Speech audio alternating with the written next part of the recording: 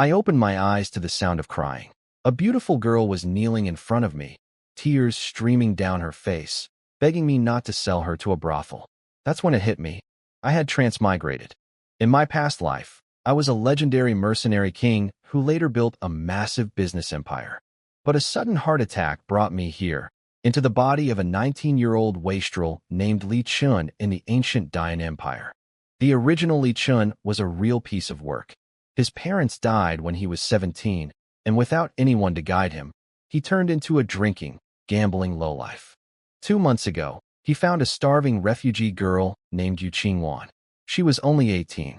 He planned to sell her to a brothel for quick money, but when she cleaned up, she turned out to be a beauty. So he made her his servant wife instead. But he couldn't perform in bed. The doctor said it was from too much drinking and exhaustion. That made him even more violent.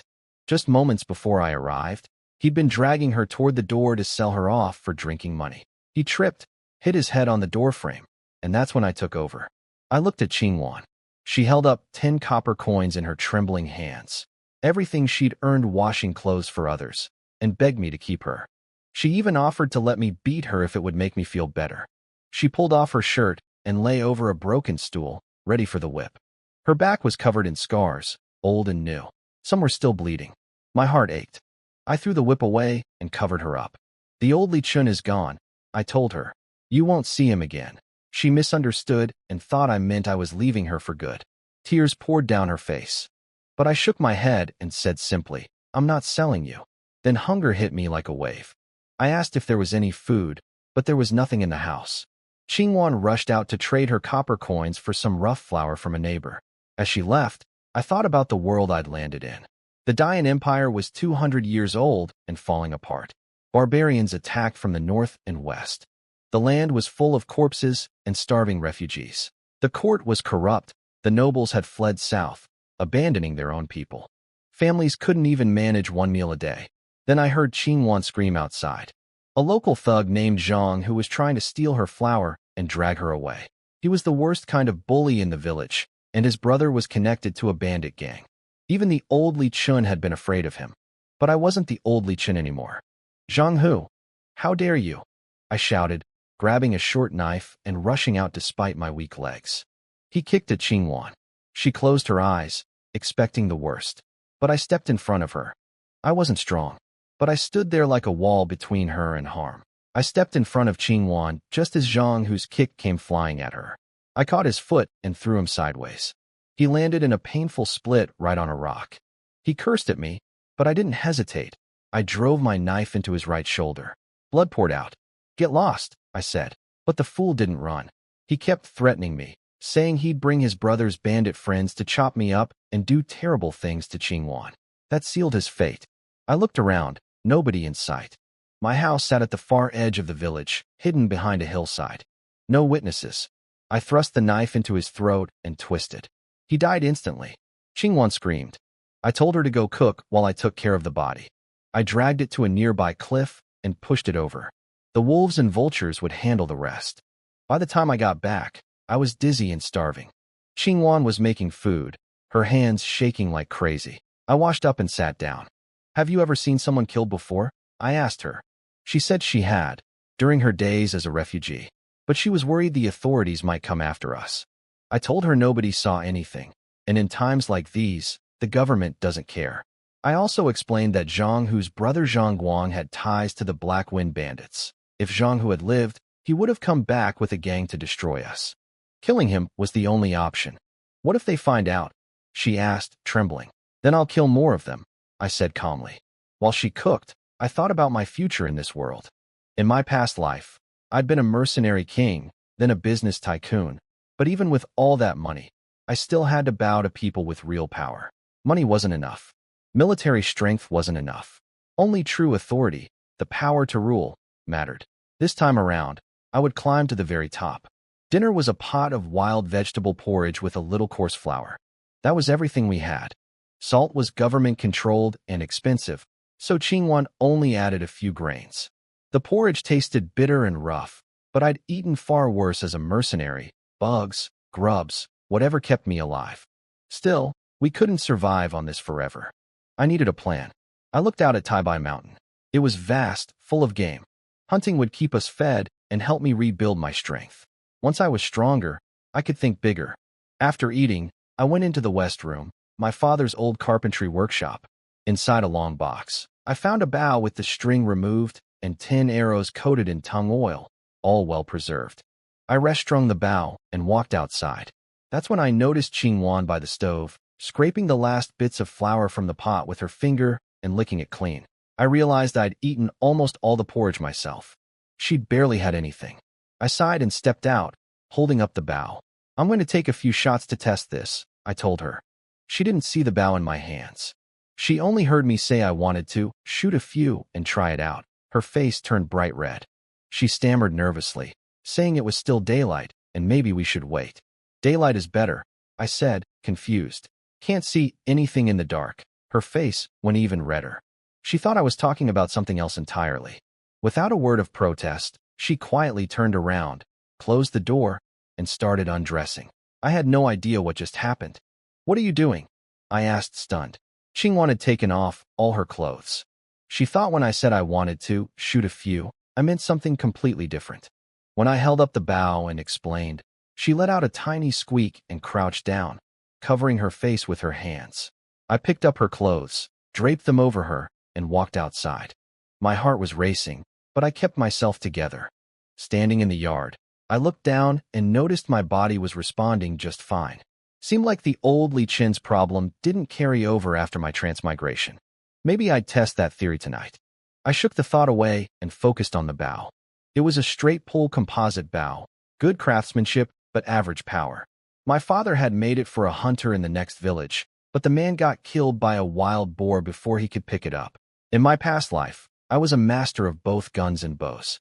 I'd survived deadly situations in jungles using nothing but handmade bows when my ammo ran out. I set up a wooden target against a tree and took aim. The moment I focused, something incredible happened.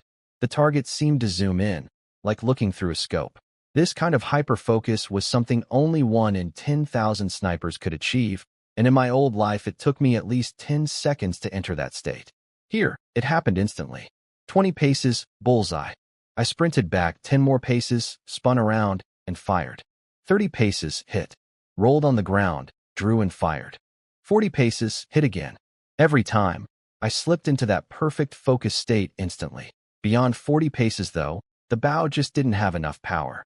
Qingwan was leaning against the doorframe watching, her cheeks still pink. Just then, a bird flew overhead. I knocked an arrow, drew, and fired in one smooth motion. The bird dropped out of the sky. I handed it to her. Cook it and eat. I'm heading into the mountains. She stared at me in disbelief. You're giving me your bird? I nearly tripped. Yes, eat the bird. It's yours, I said and walked off.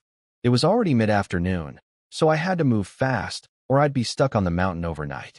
Near the village entrance, a few women carrying baskets of wild vegetables spotted me with the bow. Li Chun is going hunting, one of them laughed. Don't let a bear lick that pretty face of yours, another one. A bold woman named Ma Yin offered to trade me meat buns for any game I caught, pushing out her chest with a grin. Most of the village men had been drafted to fight at the northern border, so the women left behind were restless and forward. They all thought I was a joke, the neighborhood troublemaker trying to play hunter. I ignored them and kept walking. Behind me, I heard them chattering. He beats his wife, but thinks he can hunt. There are bears and wild boars up there, even a tiger recently. He's walking to his death. Only the village chief's wife, Lu Jinsui, spoke up for me. Leave him alone. He's not bad at heart. Half an hour later, I was deep in the mountains. Those 5 full-draw shots in the yard had drained me badly. My hands were still shaking. But slowly, I started to recover. The back mountain had become dangerous in recent years. Too many wild beasts had killed off most of the hunters, and the rest got drafted to fight at the northern border. That meant the animals had multiplied like crazy. Game was everywhere. After crossing a ridge, I spotted a gray rabbit standing on a hillside, looking around. My survival instincts kicked in. A rabbit on high ground means a burrow nearby. I circled behind it and found the hole. I hid behind a tree, drew my bow, and the moment it reached the entrance, I let the arrow fly, pinned it to the ground. After that, I went on a rampage. With my instant hyper-focus ability, nothing that entered my sight survived. rabbits on the ground, squirrels in the trees, birds in the sky. Over the next 2 hours, I fired more than 20 arrows and filled an entire sack with game. On my way back, I passed a huge pine tree and stopped. Something had ground a deep pit into the trunk, half as tall as a man, with pine sap still oozing out. I crouched down and checked the tracks. A wild boar, and a massive one, maybe 400 or 500 pounds. It had been rubbing pine oil into its hide for armor against parasites. With that kind of natural coating, even a shotgun would struggle to punch through. If I'd run into that thing today with my weak body and basic hunting bow, I'd probably be dead. I got moving fast. By evening, I reached the village. The big elm tree at the entrance had been stripped of bark and leaves. People had eaten them. A group of women sat beneath it, sorting wild vegetables and gossiping. One of them spotted me. "Isn't that Li Chun? Back already?" Wang Kaifeng snorted. "Probably caught nothing." Ma Yin laughed too. "Real hunters stay out for days. He left at noon and he's back before dark." But Lu Jinsue, the village chief's wife, squinted at me. "Wait, he's actually carrying something," Ma Yin scoffed. "If that bum caught anything real, I'll feed him my buns right here." Then I got close enough for them to see clearly. 2 fat gray rabbits hung from my left shoulder, 6 or 7 pounds each. My sack was bulging, with feathers poking out. Every woman stared. A few swallowed hard. I stopped in front of Lu Jinsue and pulled out a pine grouse. "Auntie Sue, thank you for giving my wife those flower buns when we had nothing. Please take this." She panicked and waved her hands. "No, no, that's too valuable." In times like these, with famine spreading and refugees starving to death by the roadside, a 3-pound bird could save a life. "There'll be more," I said, and set it down. She picked it up, then turned to Ma Lian with a sly look. "So, Lian, you going to keep your promise?" The women burst out laughing. Ma Lian's eyes locked onto my game with hunger. She pushed out her chest and offered to trade her buns for a grouse, adding with a mocking grin that I probably couldn't handle it anyway. The other women joined in, laughing and teasing, saying they'd all trade if I was up for it. I narrowed my eyes. My gaze went ice cold, the kind of look that could freeze blood. "You want to eat? Go hunt it yourself." My cold glare swept across those women, and every single one of them froze. They couldn't move, couldn't speak, like they'd been dunked in ice water. By the time they snapped out of it, I was already gone. That was strange. It seemed like my mental power had been enhanced after transmigrating. My gaze alone could paralyze people. A bit mystical, but I filed it away for later. I rounded the hill path and saw my broken-down little house in the distance. Shabby as it was, the sight of it brought me comfort. A tiny oil lamp glowed inside. In this chaotic world, home was the only light in the darkness. Qingwan was crouched by the door, chin resting in her hands, eyes closed, head bobbing, half asleep but still waiting for me. Even in her sleep, her brows were pinched with worry. She sensed me and opened her eyes. "You're back," she cried, jumping up. I reached toward her face. She flinched, thinking I was going to hit her. "I'm sorry, I dozed off," she stammered. I just plucked a tiny feather off her cheek and blew it away. "Let's go inside." She'd lit the lamp because the killing at our doorstep had scared her. Oil was a luxury. People barely used it for cooking, let alone lighting. She was terrified I'd beat her for wasting it. "It's fine," I said. "Light it whenever you want." I even turned up the wick so the whole room brightened. She crept over holding the roasted bird from earlier, the one I'd shot in the yard, and told her to eat. She hadn't touched it. She'd been waiting for me. I looked at the bird, then dropped the 2 fat rabbits off my shoulder. Then I emptied my sack, 2 pine grouse, over a dozen large birds, and 5 mountain mice. Qingwan knelt on the floor, touching each one, eyes glistening. "Stew that one," I said, pointing to a grouse. "Right now?" Her eyes went wide with disbelief. "Right now." She jumped up to start cooking, then paused and pushed the roasted bird into my hands. "You must be starving. Eat this first." I tore it in half, bit into my piece, and handed the rest to her. "You eat too." She grabbed it and ran outside with the grouse in her other hand, stuffing the bird into her mouth as she went. I tied up the rabbits and lowered them into the well to keep fresh. Rabbit meat tastes fine, but has almost no fat, useless for rebuilding my body.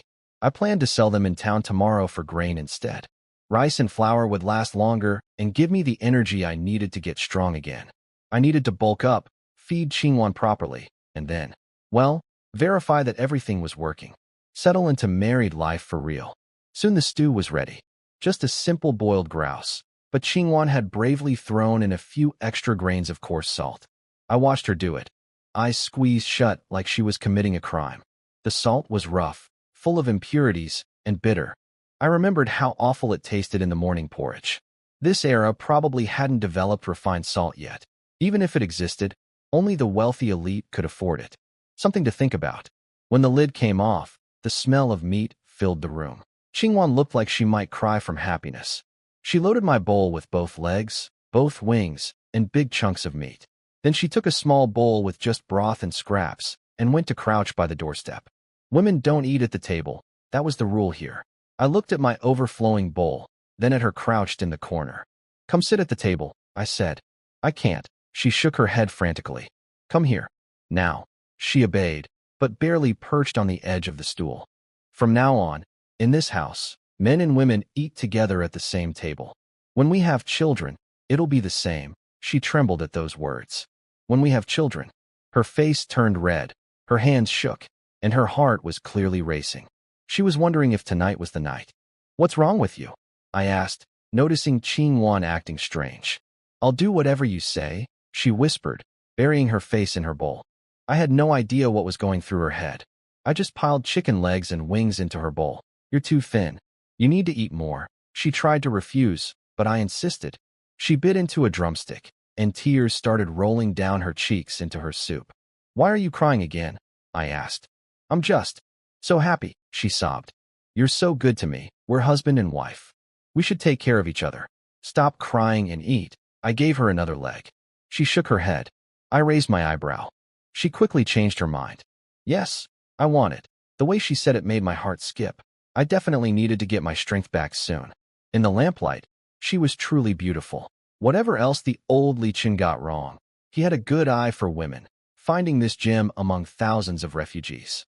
I noticed she'd quoted a famous poem earlier when I shot that bird. You've read books? I asked.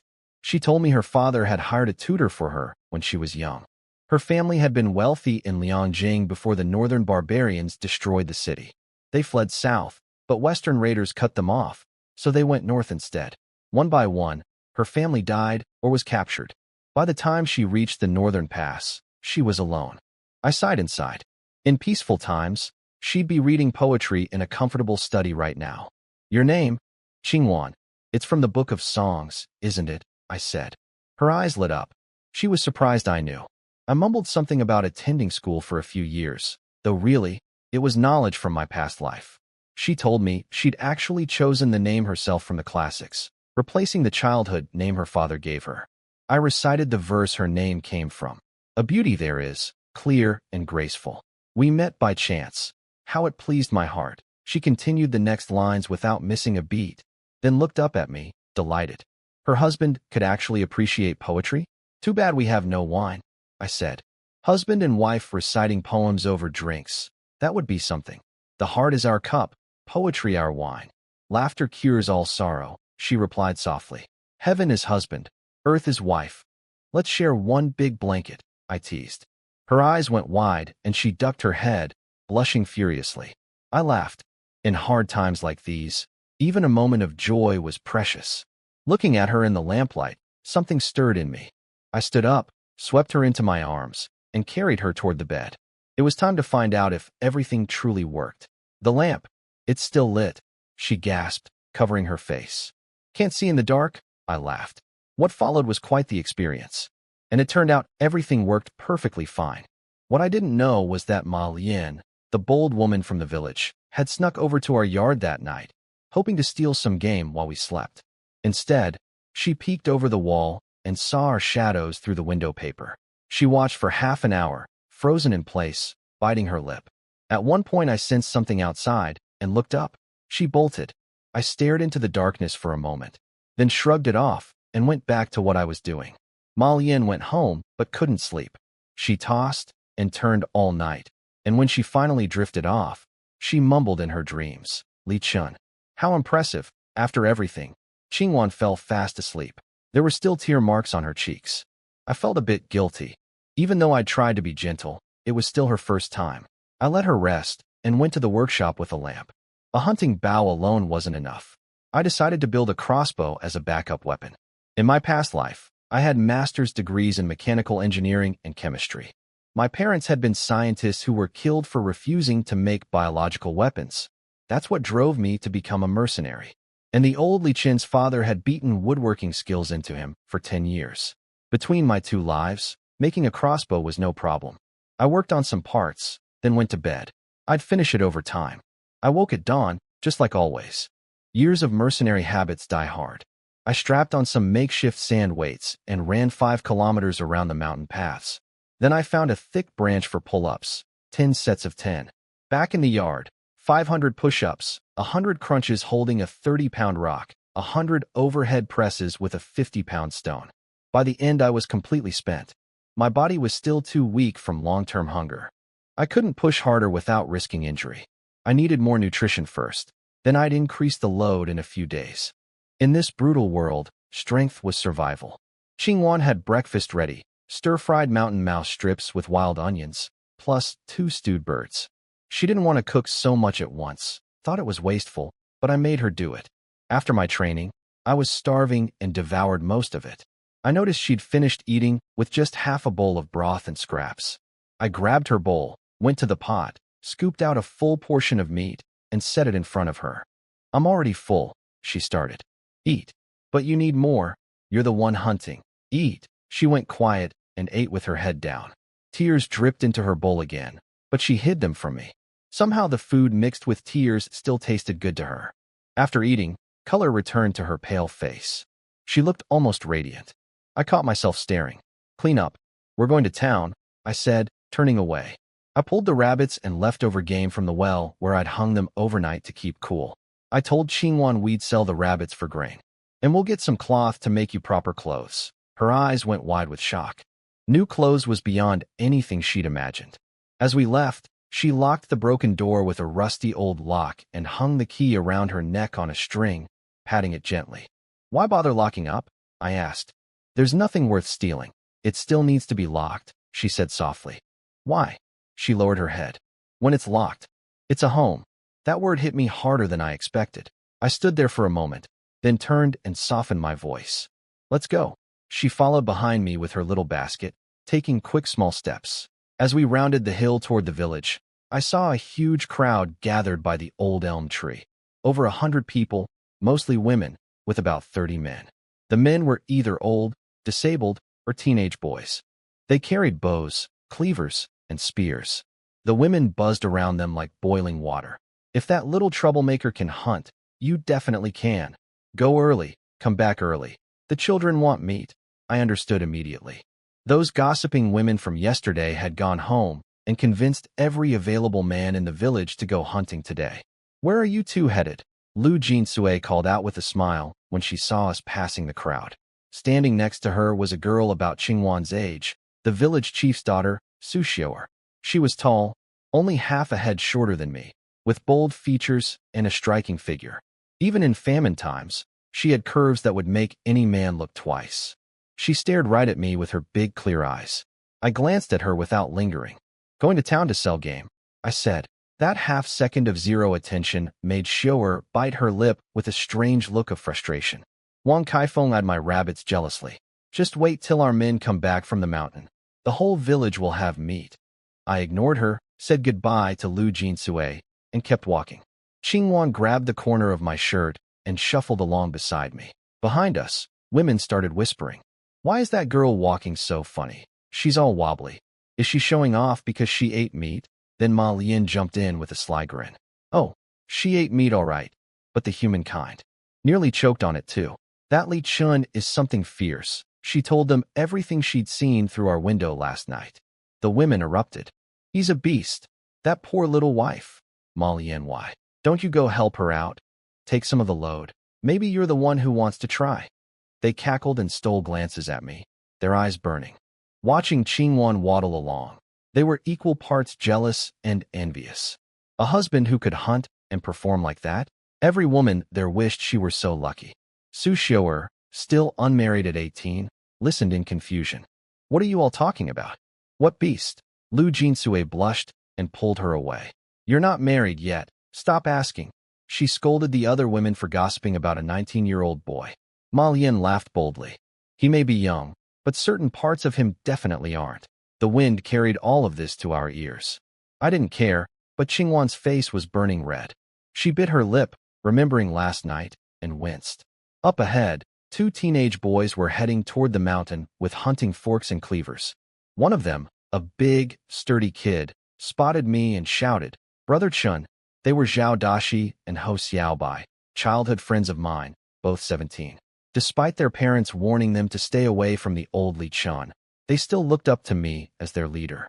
"You're amazing, Brother Chun.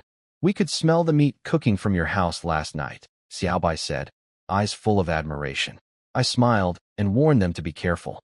"There's a huge, armored wild boar up there. Pine oil all over its hide.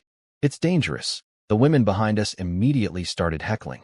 "Oh, scaring people now? If there's a boar, how come you went up there? Don't listen to him. Boys, he just doesn't want competition." Dashi and Xiaobai had no choice. Their families pushed them onward, and they headed up the mountain with the rest. I watched them go, frowned slightly, but said nothing. I turned and continued downhill. "They're so unfair," Qingwan whispered angrily, her small face flushed. "Unfairness is normal in this world," I said quietly. "People rarely have calm hearts. All you can do is keep your own conscience clear." She went silent, mulling over my words, and tripped on a stone. I caught her before she hit the ground. She lay in my arms, heart pounding, not from the fall, but from being held. Then I felt my body tense. On a small village path to our right, a man in his 30s was strolling toward us, hands tucked in his sleeves. "Zhangguang," Qingwan whispered, standing up stiffly. She recognized him, the older brother of the man I'd killed yesterday. "Ignore him. Keep walking," I said. But Zhang Guang swaggered over, a club tucked in his belt. Well, Brother Chun. Taking your woman somewhere?" Qingwan clutched my shirt, her palms soaking with sweat. She knew this man had connections to the Black Wind Bandits. He circled us, leering at Qingwan. "Looks like you've finally broken her in. She's prettier now, more womanly." He made disgusting gestures near her, sniffing the air like an animal. I checked our surroundings. Too many people watching. I swallowed my killing intent. "Say what you want or get out of the way." He blocked our path, cursing at me. "When did you learn to talk to me like that?" I looked down at him. He was a full head shorter than me, and let my eyes go cold. That strange power kicked in again. He froze completely, like he'd been thrown naked into a blizzard. He couldn't move a finger. "Move?" I shoved him aside and walked on. 2 seconds later, he could move again. He charged after us, but stopped dead when I turned to look at him. "Did you see my brother Zhanghu yesterday?" he demanded, breathing hard. Qingwan's hand trembled against my back. "No," I said flatly. "Liar. He went to your house. Why would he come to my house?" He fumbled for an excuse. "He wanted to visit. Missed you. You believe that yourself?" I said, and walked away with Qingwan. Behind us, he shouted threats about skinning me alive if I'd done anything to his brother. I didn't turn around, but in my mind, I added his name to my kill list. Once we were far enough away, Qingwan asked in a shaking voice what we'd do if Zhang Guang came after us. "Kill him," I said simply. We passed through the narrow mountain gap that served as the only land entrance to our village. I studied it with a soldier's eye: steep cliffs on 3 sides, river on the 4th, a single choke point barely 30 feet wide. Easy to defend, hard to attack. Good terrain. The road to Pingyang County was wide and smooth, about 6 miles. We made good time under the morning sun. But as we rounded the last bend before the city, our pace slowed. Spread across the flatland beside the road were hundreds of crude shelters made from branches and grass. Around them sat masses of people in rags, skins stretched over bones, hollow eyes, no energy left. Even the children lay curled up in their mother's arms like wilted plants. Fresh graves dotted the fields behind them. Some still had wet dirt. Refugees. Driven north by the barbarian invasions, they'd crossed into the northern pass with no papers, no status, nothing.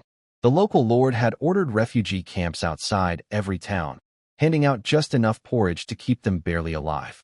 Qingwan said nothing. Her lips went white. 2 months ago, she'd been one of them. When they spotted us, especially the rabbits on my shoulder, every refugee sat up. Their clouded eyes lit up with raw hunger. They didn't see people anymore. They only saw meat. "Let's move faster," Qingwan whispered, tugging my sleeve in fear. Some of the stronger ones were already standing, making strange grunting sounds, shuffling toward us. I grabbed my bow, ready to make an example of anyone who charged at us. But just then, patrol cavalry thundered in. The refugees shrank back in terror. Those soldiers' blades had plenty of refugee blood on them already. "Sit down, you wretches. Anyone moves, we chop you to pieces," the lead soldier barked. We slipped past along the far side of the road.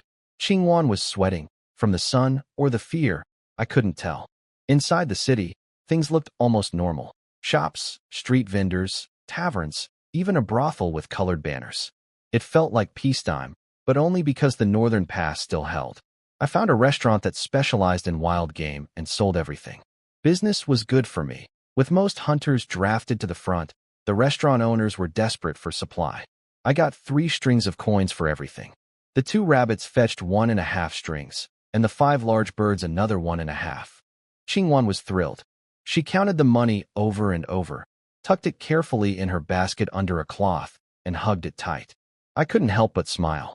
We bought a wheelbarrow, then I went on a shopping spree. 2 bags of rough rice, a bag of flour, piles of radishes and cabbage. Then I noticed a salt shop and stopped. Salt was government-controlled here. Only crude, bitter salt was available to common people. Refined salt was reserved for the elite and nearly impossible to get. But I knew how to purify salt. If I could produce refined salt easily, I'd make a fortune. And in this chaotic world, money and grain came before power. I bought 5 pounds of coarse salt for 500 coins. As we walked on, I felt it, someone tailing us. At a street corner, I glanced back. Zhang Guang and 2 men were following us through the crowd, hatred burning in his eyes. I stayed calm. I bought Qingwan a cup of cold tea at a stall and told her I needed to go back to buy some hunting gear. She sat and waited, quietly sneaking 100 coins into a hidden pocket in her underclothes. Not stealing, just worried about my spending habits. Meanwhile, I deliberately led Zhang Guang through back streets into an abandoned courtyard. No windows, no neighbors, no witnesses. I stood there and waited. The 3 of them walked in. Zhang Guang froze when he saw me standing casually, clearly expecting them. He looked around nervously. Was it a trap? But seeing my skinny frame against his 3 burly men with knives, his confidence returned. "We meet again, Brother Chun," he said with a cold smile. "You've been following me. What do you want? Where's my brother? What happened to him?" His 2 thugs drew their daggers and closed in. "He stole my food and harassed my wife," I said flatly. "So I killed him." Zhang Guang's face twisted with shock and rage. He hadn't actually believed I was capable of murder. He'd just been using his missing brother as an excuse to rob me. But now I'd confessed it straight to his face. "Get him. Kill him. Avenge my brother," Zhang Guang screamed, eyes bloodshot. His 2 men lunged at me. I flicked my wrist and sent my short knife spinning into the right one's chest, straight through the heart. He dropped without a sound. The left one rushed in, but the moment his eyes met mine, that freezing power hit him. He locked up for just a second. That was all I needed. I drove my knee into his groin and smashed my elbow into his temple. His skull cracked. He was dead before he hit the ground. I kicked up his fallen dagger and charged at Zhang Guang. He stumbled backward, tripped, and landed flat on his back. I stomped on his chest and pinned him down. "Brother, it's a misunderstanding. I'll pay you, don't kill me," he begged. "Too late. Kill me and Black Wind Fort will destroy you. Die." I drove the blade into his heart. Clean, precise, instant. I searched all 3 bodies. Found 700 coins, several sharp daggers, and a portrait of a beautiful young woman I didn't recognize. It seemed Zhang Guang had actually come to town to scout kidnapping targets for the bandits, not specifically to track me. Either way, it didn't matter. Killing him was the right call. Whether he lived or died, Black Wind Fort would eventually come looking. At least now I'd bought myself time to prepare. I wasn't worried about the law. These men were unregistered outlaws. If anyone found the bodies, they'd be buried as dead refugees. Nobody would investigate. I stopped at an arrow shop and bought a bundle of quality arrowheads, bowstrings, and a damaged infantry bow I could repair. Then I picked up something else, a pink jacket and blue trousers for Qingwan. 300 coins for the set. Back at the tea stall, I handed her the paper bag. She opened it and gasped. This must have been so expensive. 300 coins. Nothing. She covered her mouth. 300 coins could feed a family for a month. When we have more money, I'll buy you silk, I said. Her eyes turned red.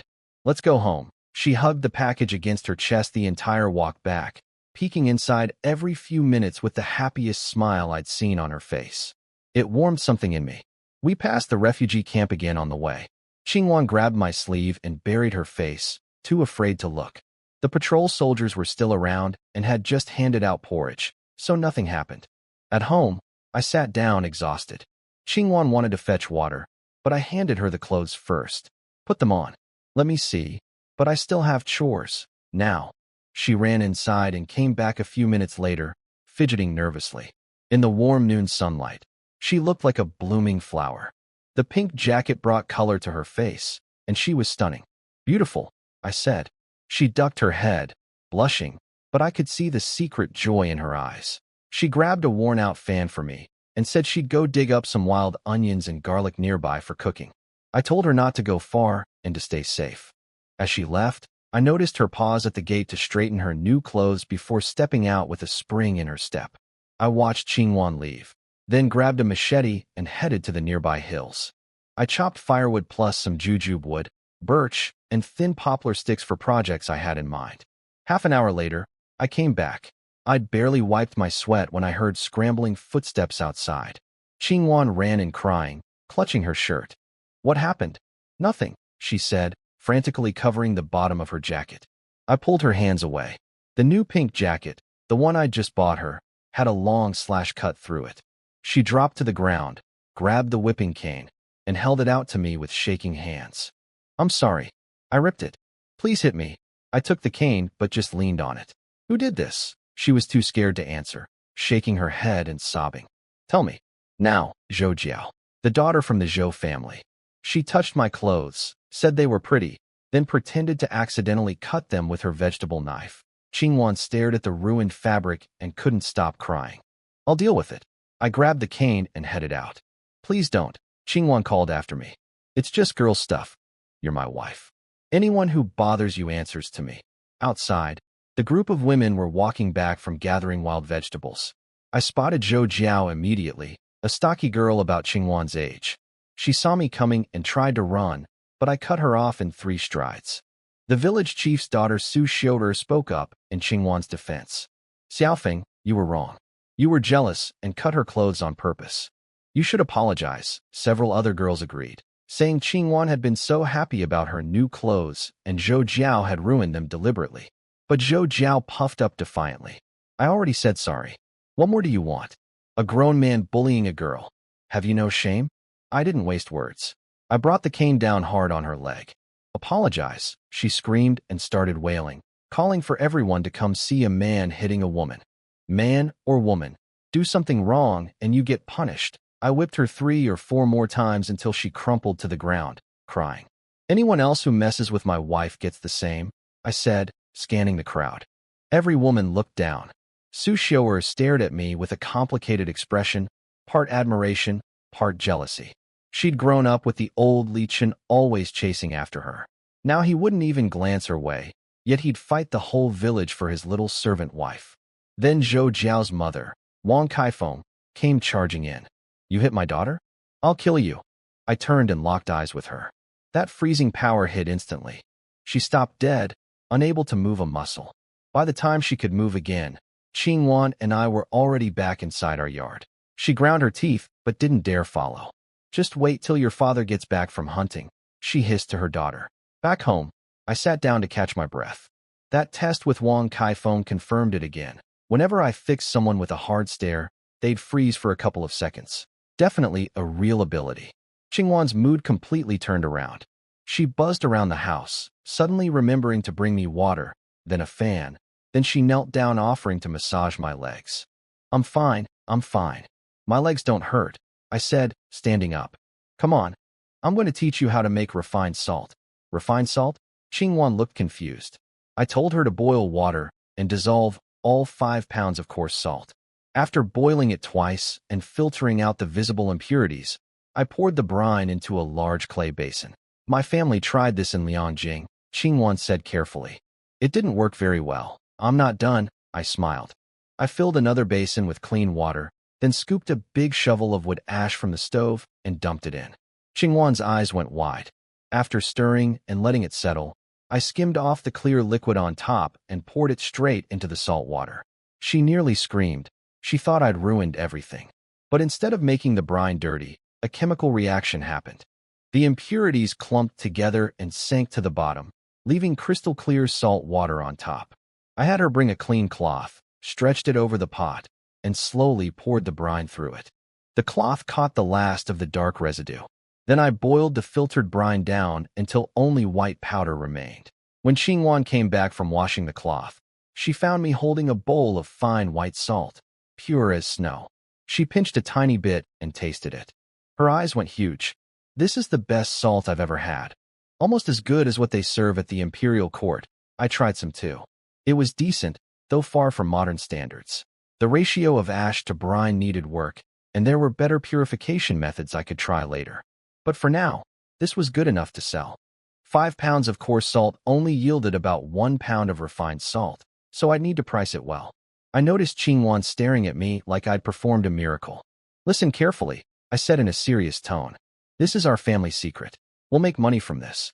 Never tell anyone. Ever." She nodded solemnly. Not a soul would hear it from her. "Use this salt for dinner," I said.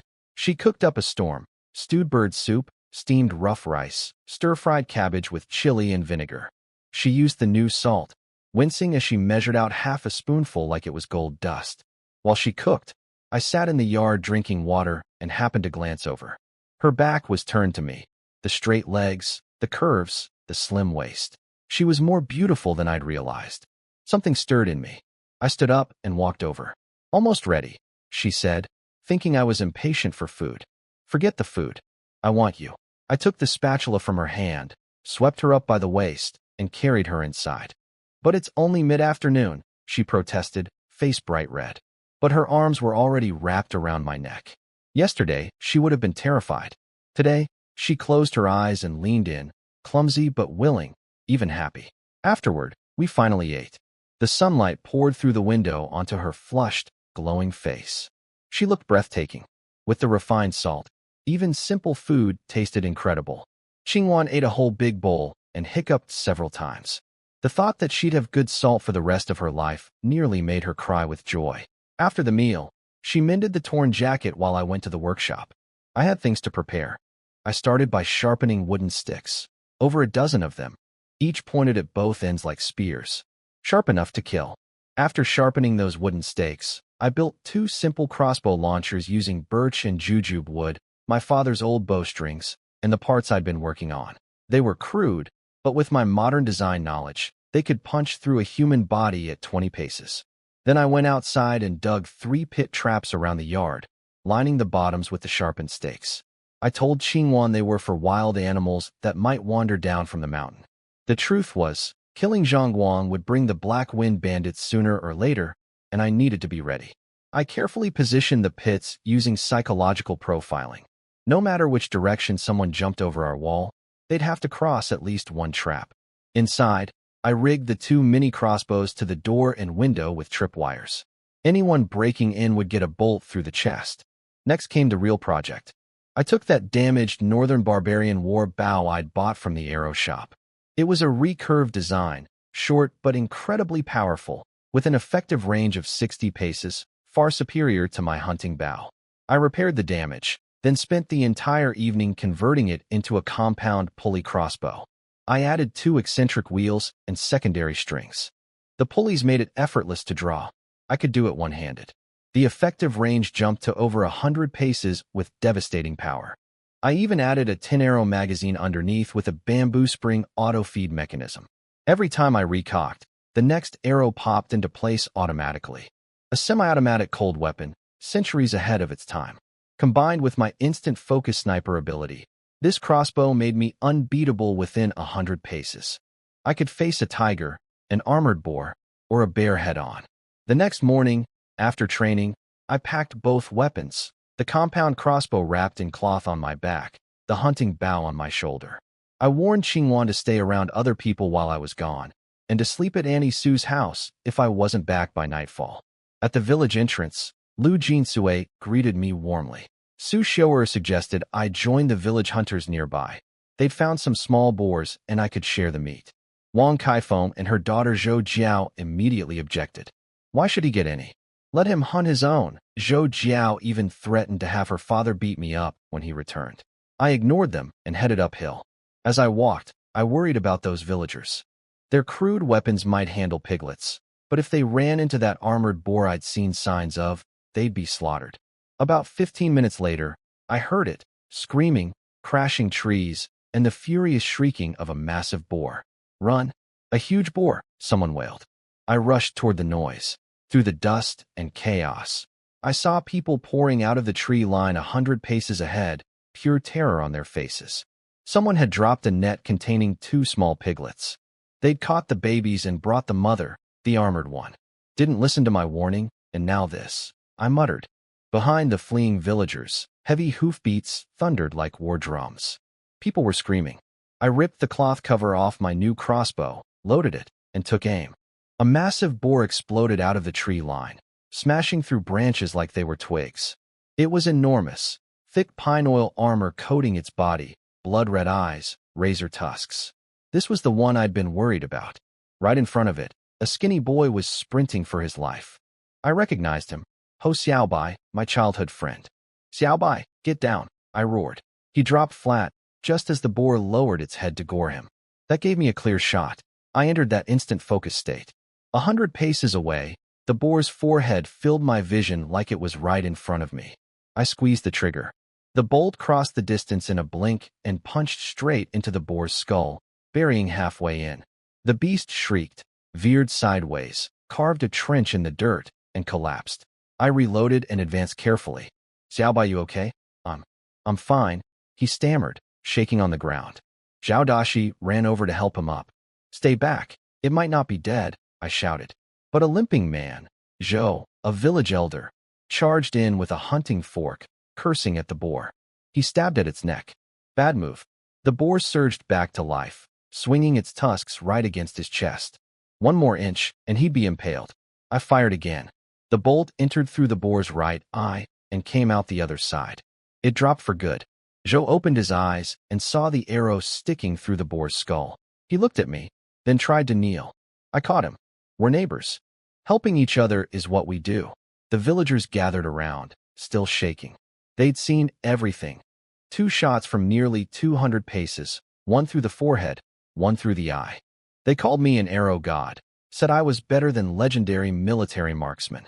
If Li Chun hadn't shown up, who knows how many of us would have died, Xiaobai said, eyes wet. Suddenly, I went from the village troublemaker to a hero. Everyone crowded around me, clapping my shoulders, praising me. Village chief Su Jiang took charge, organizing the wounded and declaring that the boar belonged to me. I'd killed it, so it was my property. He asked if anyone disagreed. Of course not, they shouted. He saved our lives. Wait, I said. I don't agree. Everyone went silent, staring at me in confusion. Li Chun, what do you mean? The village chief asked. The boar belongs to the whole village, I said. You all drove it out. I just happened to be in the right place at the right time. Village chief Su Jiang shook his head firmly. Don't be modest. We all saw those 2 shots, 180 paces, 1 through the forehead, 1 through the eye. That's not luck. And we were the idiots who caught the piglets and brought the mother down on ourselves. You could have killed this boar alone. It's yours. The villagers all agreed loudly. Nobody wanted to claim my kill. Since they insisted, I accepted, but only so I could do what I wanted with it. Fine, it's mine. Then I'm giving it to the village. Divide it by household. All I want are the bones. Stunned silence. This boar would sell for 40 or 50 strings of coins in town, and I was giving it away for free, keeping only the bones. Su Jiang's eyes went red. He turned to the crowd. You all know what kind of year it's been, drought, famine, war. How long since any of you tasted meat? Li Chun gives us this whole boar and only asks for the bones. If anyone disrespects him after today, they answer to me. The lame man Zhou Dahai, whose life I'd saved, was the first to back him up. Everyone else followed. Before leaving, I pulled Su Jiang aside. Uncle Su, I'm almost 20. If word gets out about my archery, they'll draft me to the Northern Front. So please, tell everyone to say I got lucky with a blind shot. He laughed, patted my shoulder, and made the announcement. The villagers played along immediately, joking about my wild, lucky shots. They understood, and they'd keep quiet. I pulled my arrows from the boar and headed back up the mountain to hunt. Down below, the women were waiting. When they saw the men carrying that enormous boar down the hill, everyone went wild. It's huge. Must be 500 pounds, Wang Kaifeng shouted. Zhou Jiao licked her lips. Meet tonight. But Wang Kaifeng had other business. She grabbed her husband Zhou Dahai and told him Li Chun had beaten their daughter with a cane, demanding he go settle the score. Why would Li Chun do that? Zhou Dahai frowned. He's not that kind of person. Su Xiu'er spoke up from the side, explaining that Zhou Jiao had deliberately cut Qingwan's new clothes and refused to apologize. Is that true? Zhou Dahai's face went dark. Daddy, I didn't mean to. But he hit me. You have to beat him up, Zhou Jiao whined, clinging to his arm. A thunderous slap knocked her to the ground. You have the nerve to ask me to fight Li Chun? Zhou Dahai roared, grabbing a branch and whipping her. That man just saved my life. He killed the boar. And you're out here doing petty, shameful things? Wang Kaifeng tried to stop him, but he shoved her aside and kept going, cursing and beating until his daughter's wails echoed down the entire mountain road. I didn't know what happened down in the village after I left. I headed deeper into the mountains, but today's hunting was strangely poor. Besides a dozen birds and a nest of 5 wild chickens, I barely found anything. No rabbits, no ground game. It was like the animals had vanished overnight. Then I heard it, a deep, short tiger roar that cut off abruptly, like something had clamped its throat shut. That explained the missing game. A tiger had moved into the area. I had my crossbow, but I wasn't eager to fight a tiger. They're pure muscle, incredibly strong, and can take enormous punishment. I turned to head back down. Then came another short roar, followed by a high-pitched shriek, like a giant cat screaming. A leopard? The sounds were close, maybe 200 or 300 paces away. I heard heavy fighting. I decided to risk a look. If 2 predators were tearing each other apart, maybe I could pick up the scraps. I crept through the dense forest with my crossbow ready. When I pushed through the last branches, I saw it. A huge black leopard had its jaws locked around a golden tiger's throat. The tiger kicked a few times, convulsed, and went still. The leopard had won. That should have been impossible, but when I looked closer at the tiger, I understood. It was emaciated, covered in old festering wounds, fur falling off in patches. Its tongue was black, poison, probably a venomous snake bite that never healed. Weakened by toxin and injuries, it couldn't fight off the leopard. The leopard sensed me and looked up, eyes blazing. It released the tiger and launched itself at me. 2 enormous leaps covering 30 feet, then a third that brought it within 5 meters, claws extended, murder in its green pupils. I didn't flinch. I looked straight into its eyes and unleashed my mental pressure. The leopard seized up midair, frozen for just a fraction of a second. That was enough. I fired. The bolt punched through its throat and out the back of its neck. It crashed to the ground thrashing. I walked up and put a second bolt through its skull. My intimidation power worked on animals too. Good to know. Then I heard a strange quacking sound from a nearby bush. I grabbed my hunting bow and crept over, expecting some bird. Instead, I found a newborn tiger cub, eyes still sealed shut, crawling blindly and mewing like a duck. Now it all made sense. The dead tiger was a mother who'd just given birth. Poisoned, wounded, and exhausted from delivery, she'd been ambushed by the leopard, probably one she'd driven off before, coming back for revenge or territory. I picked up the little cub, a male, strong and healthy. He licked my fingers. All right, little guy, you're coming home with me. I cleaned him off, tucked him into a cloth bag against my chest, and built a drag sled for the leopard. The leopard alone was worth 50 or 60 strings of coins, but I wasn't going to sell it. Dragging a leopard through town would attract too much attention. Better to eat the meat, boil the bones for soup, and make Qingwan a fur cloak from the skin. The tiger carcass I left behind. Its poisoned flesh and ruined hide were worthless. I dragged the leopard back to the village as evening fell. Every house had its lamps lit, and the smell of cooking pork filled the air, my boar being enjoyed by every family. It felt almost like a festival. My stomach growled. But as I approached my house, I saw a crowd gathered at my front gate. Someone appeared to be kneeling, and I could hear angry shouting. When I reached my gate, I found Zhou Jiao kneeling there with a slab of meat balanced on her head, crying. Her father Zhou Dahai stood over her with a switch, whipping her and scolding. You'll kneel here until Li Chun comes home and forgives you. Wang Kaifeng stood nearby, weeping but too afraid to intervene. Qingwan was at the door, gently trying to convince Zhou Dahai to stop. But he wouldn't budge. I had to admit, this Zhou Dahai was a man of real character. When people spotted me coming, they rushed over. Then they saw what I was dragging, and the screaming started. A leopard. That's a leopard. My young followers, Zhao Dashi, Ho Xiaobai, and a boy named Lu Chenxiu, stared at me like I was a god descended from heaven. Brother Chun, you killed a leopard? Dashi's voice was shaking. I nodded. I didn't hide it. If word spread that I could kill leopards, it would make troublemakers think twice before coming after me. The villagers looked at me with a mixture of awe and fear. People had heard of tiger kills, but nobody had ever heard of someone killing a leopard. They were faster and craftier than tigers. Zhou Dahai rushed over, handed me his switch, and begged me to beat his daughter as punishment. His eyes were red. You saved my life, and my family repaid you with insults. I can't live with that. Hit her, as hard as you want. I had no choice but to take the switch. I walked over to Zhou Jiao. She was trembling, eyes shut. Brother Chen, I'm sorry. I'm sorry for what I did to Qingwan. Hit me. And please take this meat. Dad says we don't deserve to eat it. Qingwan was crying beside her, soft-hearted as always. I raised the switch high. Wang Kaifeng turned away, unable to watch. Zhou Jiao clenched her teeth. I brought it down, and just lightly tapped her back. I tossed the switch away and smiled at Zhou Dahai. Done. She's forgiven. I pulled Zhou Jiao to her feet and brushed the dust off her clothes. We're all neighbors. Just be good to Qingwan from now on. She tried to shove the meat into my hands. I could see her swallow hard as she held it out. She wanted that meat badly. Keep it. We have plenty, I said, gesturing at the leopard in my bag of game. Zhou Dahai limped over, eyes glistening. Wang Kaifeng tried to stuff the meat into my arms, apologizing over and over. But I refused again. We're all village people. Teeth bump against tongues sometimes. It's fine. Go home and enjoy your dinner. Zhou Dahai gave me a thumbs up. You're a real man, Li Chun.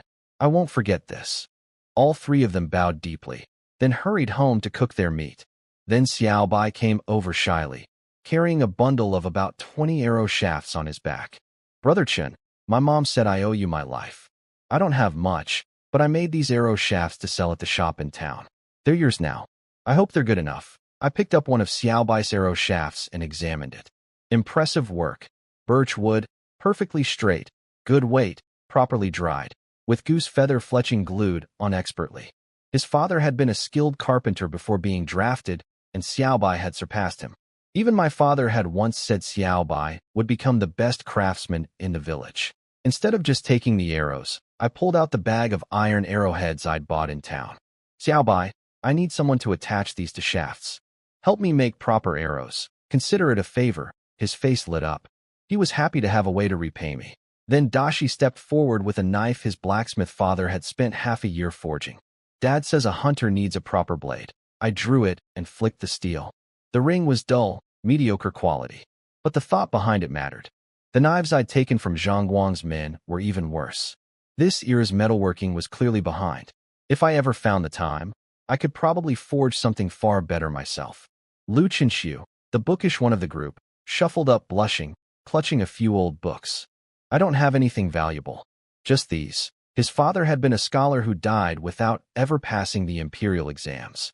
Chenxiu was one of the few literate boys in the village, but too poor to continue studying. He lived alone with his little sister. Books are the greatest treasure there is, I said, taking them with a smile. He looked relieved. He knew I was being kind. Xiao Bai crouched next to my crossbow, running his hands over it in awe. How is this thing so powerful? I explained the pulley system. 2 wheels that reduce the draw weight while increasing power and range. Then Dashi fidgeted nervously. Brother Chun, can we ask you something? All 3 of them stared at me with desperate hope in their eyes. We want you to teach us. Hunting, fighting, everything. We want to be your students. They offered to swear oaths, serve tea, do anything I asked. I considered it.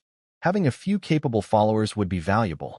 Money, food, and loyal brothers. That's what you needed to build something in this world. You really want to learn? Of course, Dashi blurted. We can hunt for our families, and the girls will notice us too. Brother Chun, You should hear how the women talked about you today. They all want to marry you. Shinshu smacked him and glanced nervously at Qingwan. Dashi slapped his own mouth. Sorry, no filter. I laughed it off. Tomorrow morning, after the third rooster crow, meet me at my gate. I'll train you. They tried to kneel in a formal master-disciple ceremony. I stepped aside and refused. We're brothers, not master and student. Just learn well, and always remember me as your brother Chen. That's enough. Shinshu understood first. You'll always be our brother Chen. The other two caught on and swore loyalty. Then Shinshu, the most level-headed, noticed it was getting late and ushered them away. Once everyone was gone, I checked the yard. Nobody had stumbled into my pit traps, thankfully. I made a mental note to lay the stakes flat during the day and stand them up again each night. Husband, Qingwan's voice called from inside. Hungry? Dinner's ready, Qingwan said, setting the table. She'd heard everything outside. The boar, the leopard, the village's admiration. Before she could say more, I placed a fuzzy little bundle in her arms. For you, a kitten, she asked, delighted. Tiger cub, a what? She nearly dropped it.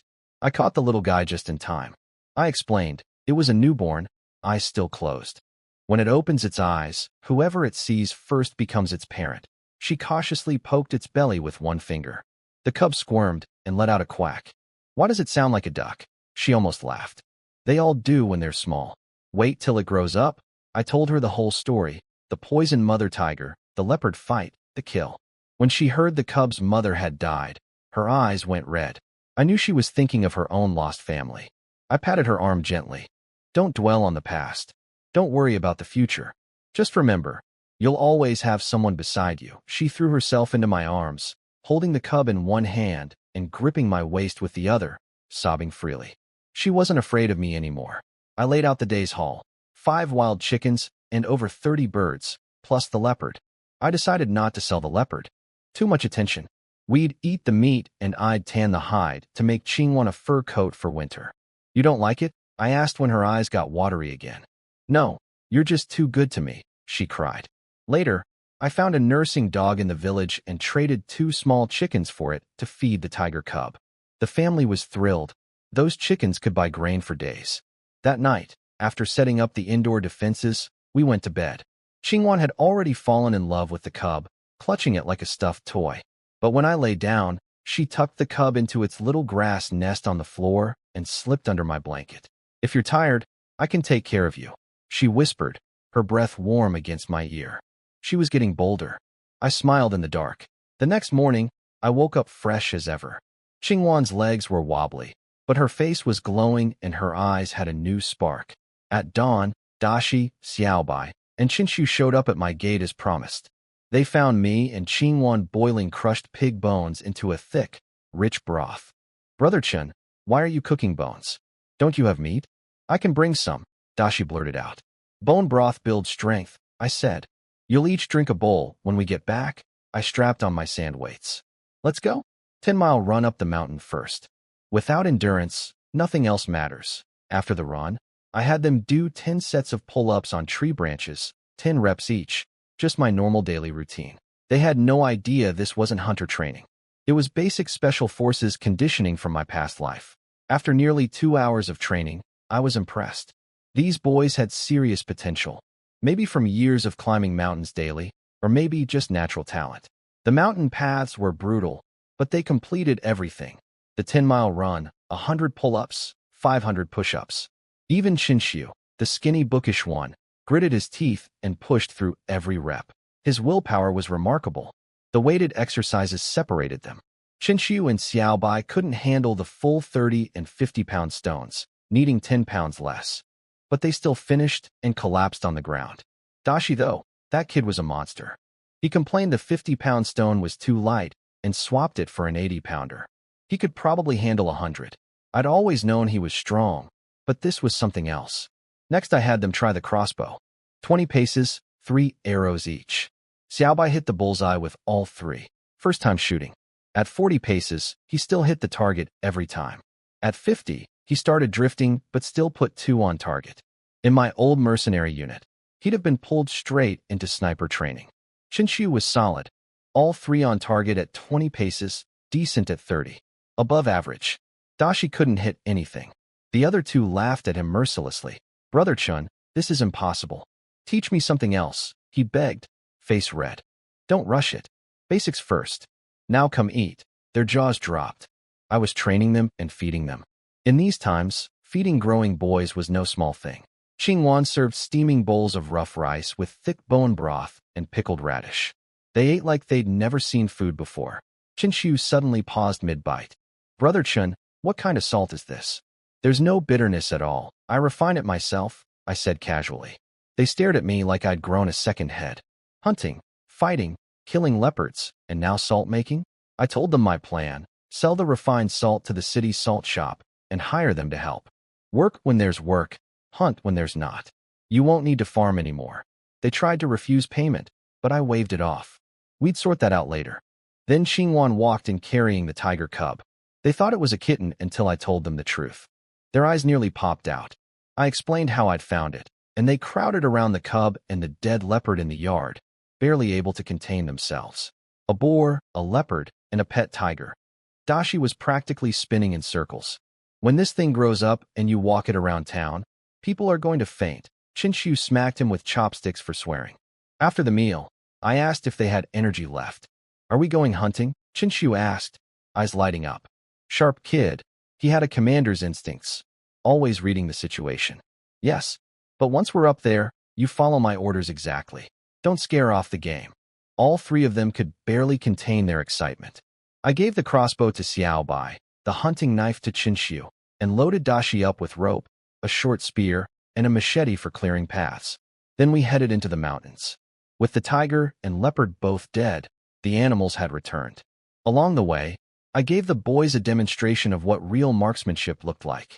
Everything that moved, flying, sitting, running, I dropped it with the hunting bow. Never missed once. When they tried, it was a different story. Xiaobai managed 1 rabbit out of 5 shots. Qinshu missed everything and spent half an hour looking for his arrows. Dashi just gave up entirely. We pushed deep into the mountains, eating steamed buns along the way. Dashi earned his keep by hacking a trail through the brush with his machete. That kid's strength was endless. Then I heard something. I raised my fist. They all dropped flat, just like I'd taught them. We crawled through the undergrowth and saw it. A clearing with over a dozen deer of all sizes, grazing peacefully. If we bag a few big ones, we're rich, Dashi whispered, licking his lips. 5 or 6, easy, Xiaobai added. No, I said quietly. We take them all. Alive. They thought I was crazy. I turned to Qinshu. If you wanted to capture every deer here, what would you do? He studied the terrain for a moment. Mountain wall on the left, open on 3 sides. He proposed having himself and Dashi come from the west and north to spook the herd south, while Xiaobai and I waited in ambush to pick them off in sequence. Surround 3 sides, leave one open, set layered ambushes, I nodded. Good tactical thinking. But I want them alive. I laid out my plan. They listened with wide eyes, barely believing it could work. We split up. Qinshu and Xiaobai burst from the west and north simultaneously, screaming to panic the herd. The deer bolted south, led by the biggest stag, straight into the trip lines I'd set at grass height across their escape route. The stag went down hard. 3 large does crashed into the rope right behind it. 4 or 5 more piled up on top of them. The few that dodged sideways ran right past my hiding spot. I rose up and opened fire. 1 crossbow bolt through a deer's hind leg. Then I switched to the hunting bow. 6 arrows in rapid succession, each one piercing a front or back leg, dropping them without killing them. Dashi was already charging into the tangle of fallen deer, tying the dazed stag's legs with rope. His strength made it a one-man job. Then he moved to the next one. Qinshu and Xiaobai arrived to help bind the rest. But 2 uninjured deer scrambled to their feet. I reloaded the crossbow. 2 quick shots, 2 more deer down with leg wounds. Brother Chun is incredible, they screamed, pumping their fists.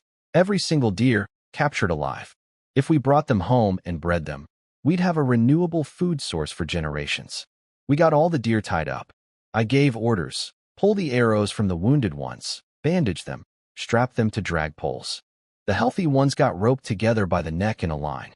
Dashi would lead the big stag at the front and the rest would follow. The stag tried to resist. Dashi punched it in the face until it forgot what rebellion meant. After that, it walked wherever he pulled it. By late afternoon, we came out of the mountains. The whole village lost their minds. 13 deer. Alive. Is Li Chun a mountain god? If he breeds them, the herd doubles in 2 years. 2 men actually started fighting over whose daughter should be offered to me as a wife. Or even a concubine, just so their family could eat deer meat. It got so heated that other villagers had to pull them apart while watching us parade through with the herd. Dashi, Xiaobai, and Qinshu walked with their chins held high. For these teenage boys, this was the proudest moment of their lives. Qingwan was shocked when we arrived. Yesterday a boar, a leopard, and a tiger cub. Today a whole deer herd. She probably wondered if I'd bring home a dragon tomorrow. No hunting tomorrow, I said. We build a deer pen under the cliff. We split the day's smaller game. 8 grouse, for rabbits, about 20 birds. 1 grouse and 1 rabbit each for the boys. They refused the birds no matter how hard I pushed. I also offered them each a deer, but they wanted to leave them all here for breeding. I understood their real feelings. They didn't want to take too much, but I had plans for later. Qingwan cooked up a grouse stew with the refined salt and steamed rice. The boys ate until their clothes were soaked with sweat. Afterward, we herded the deer behind the house and tied them to trees under the cliff with fresh grass and water. By the time everything was done, it was fully dark. Qingwan came to me holding the tiger cub, pouting. He peed on my clothes. Can I smack him? She'd changed so much in just a few days. Braver, more open, even playful. She could feel that I was genuinely kind to her now. Discipline him when he misbehaves. He'll learn, I said. She flicked the cub's forehead gently. Bad boy, little gold. The cub quacked in protest and pawed at his head. She burst out laughing. Watching this warm little scene, I felt something soft inside me. Then my gaze shifted to Qingwan and turned decidedly less soft. She knew exactly what I was thinking. She lowered her head, cheeks pink, pretending to play with the cub. I went outside, set all the traps and defenses, came back in, locked the door, blew out the lamp, and scooped her up. We fell asleep some time later. But less than an hour into my sleep, an alarm went off inside me. That old mercenary instinct screaming danger. I snapped awake instantly. From somewhere down the mountain, I caught the faint sound of horses. Then silence. But the feeling of danger didn't fade. It grew stronger. I sat bolt upright. Qingwan stirred awake. Need the chamber pot. Enemies coming. Night raid. Take the cub, get in the cellar, lock it from inside. Don't come out until I call you. She grabbed the tiger cub and scrambled down. I snatched my hunting bow, short knife, arrow quiver, and crossbow, then vaulted over the yard wall and hid in the grass 30 paces away. Down the mountain, I could make out a group dismounting from horses. One horse had a woman in pink clothes tied to its back. The men wore black masks, eyes glinting in the moonlight. I heard fragments of their talk. They'd figured out that Zhang Guang and his men had likely died at my hands. Their second-in-command had come personally, dismissing me as a simple farmer.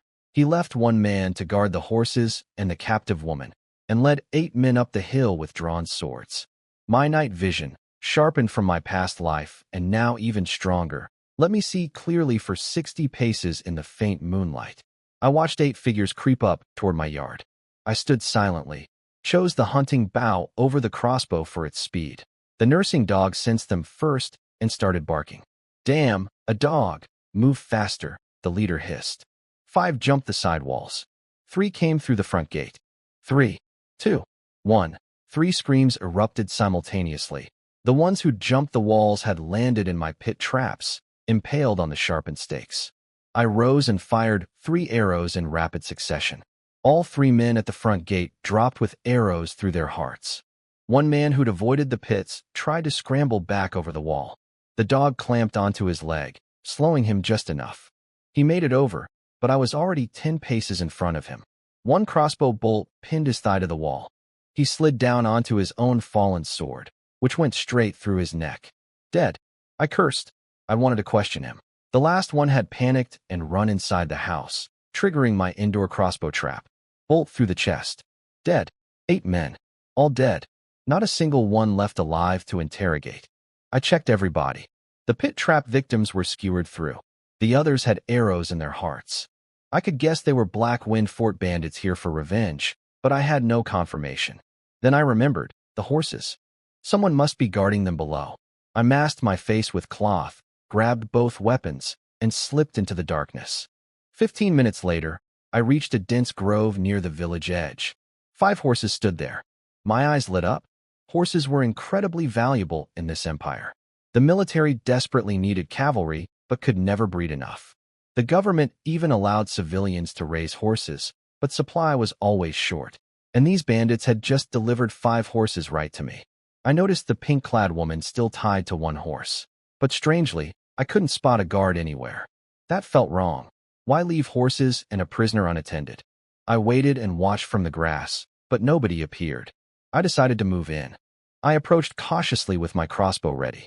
The woman tied to the horse was young and beautiful, gagged and bound, kicking her legs in panic. I'm not a bandit. I happened to pass by. I'll free you, but stay quiet. Tell me what happened. Are there more of them? The moment I cut her gag, she screamed, "Behind you!" Watch out, my danger instinct fired. I spun and pulled the trigger. A bandit 3 paces away crumpled with a bolt through his chest. He was holding a sword in one hand and half his pants in the other. He'd been relieving himself in the woods and missed my approach entirely.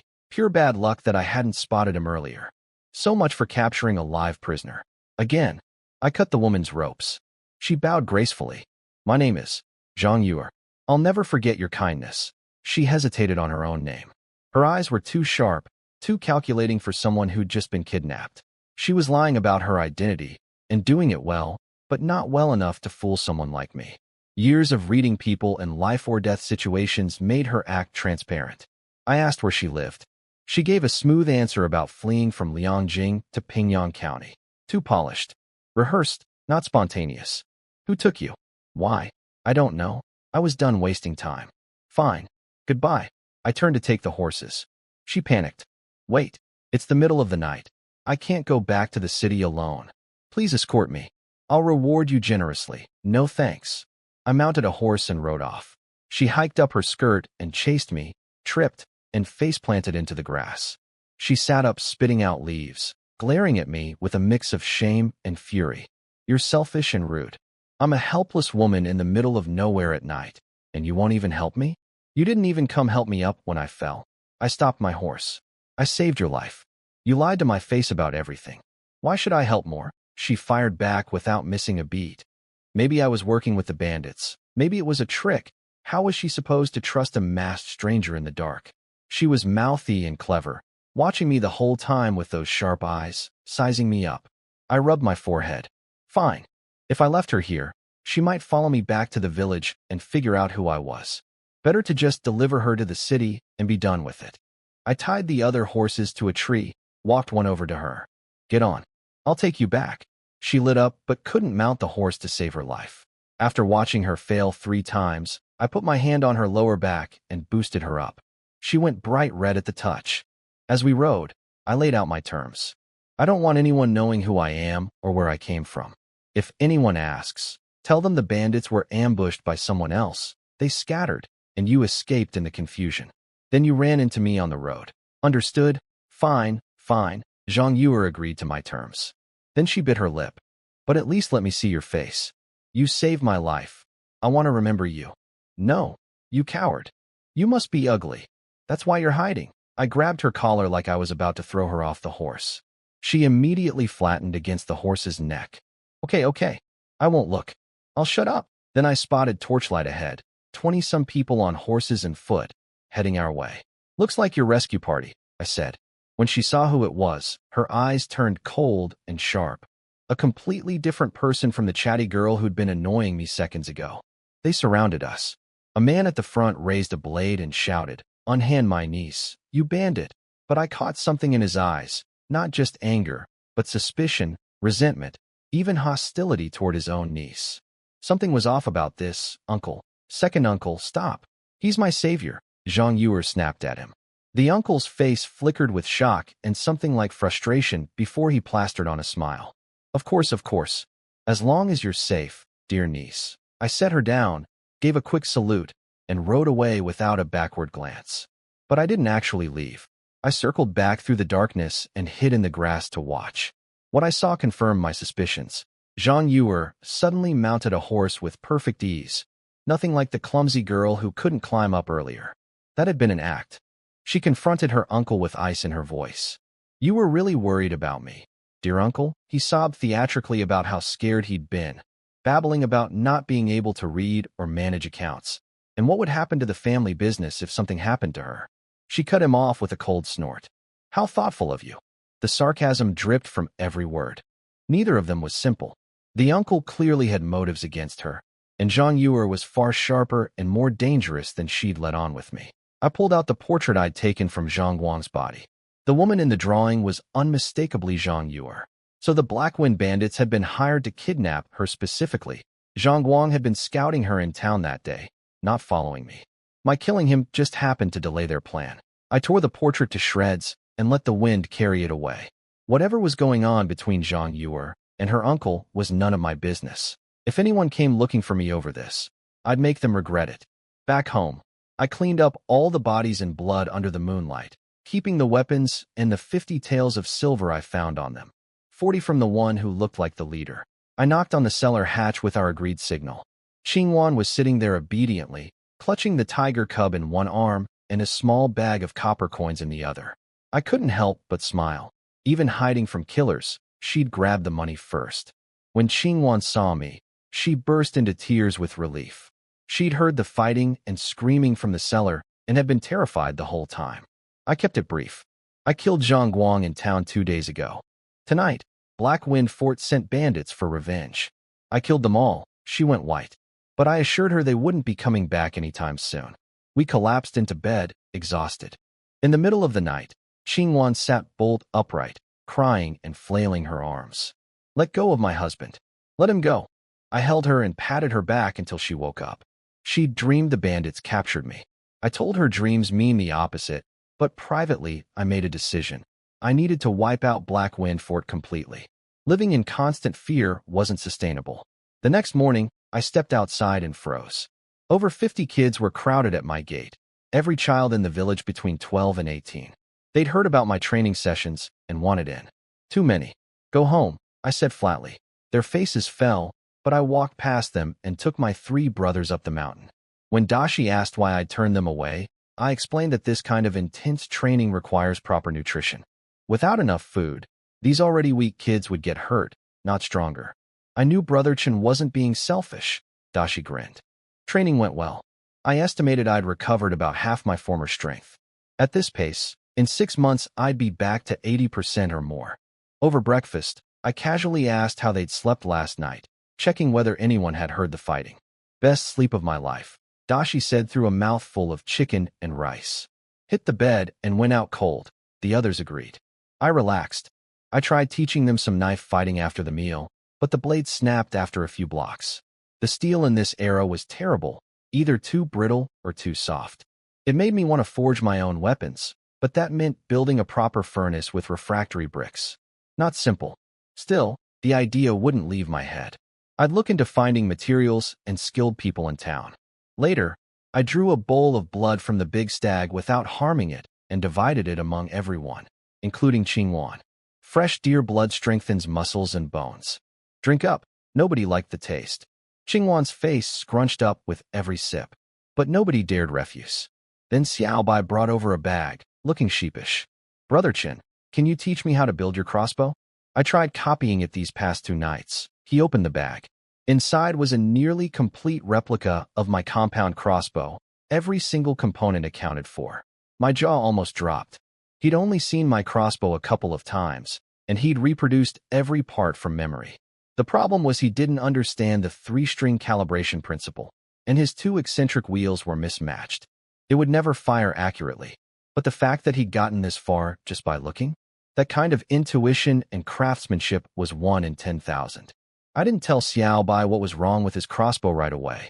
I wanted to test my brother's loyalty a bit longer before sharing all my secrets. I'll teach you when there's time, I said. I assigned everyone tasks. Xiaobai helped Qingwan tan the leopard skin, while Dashi and Qinshu came with me to build the deer pen.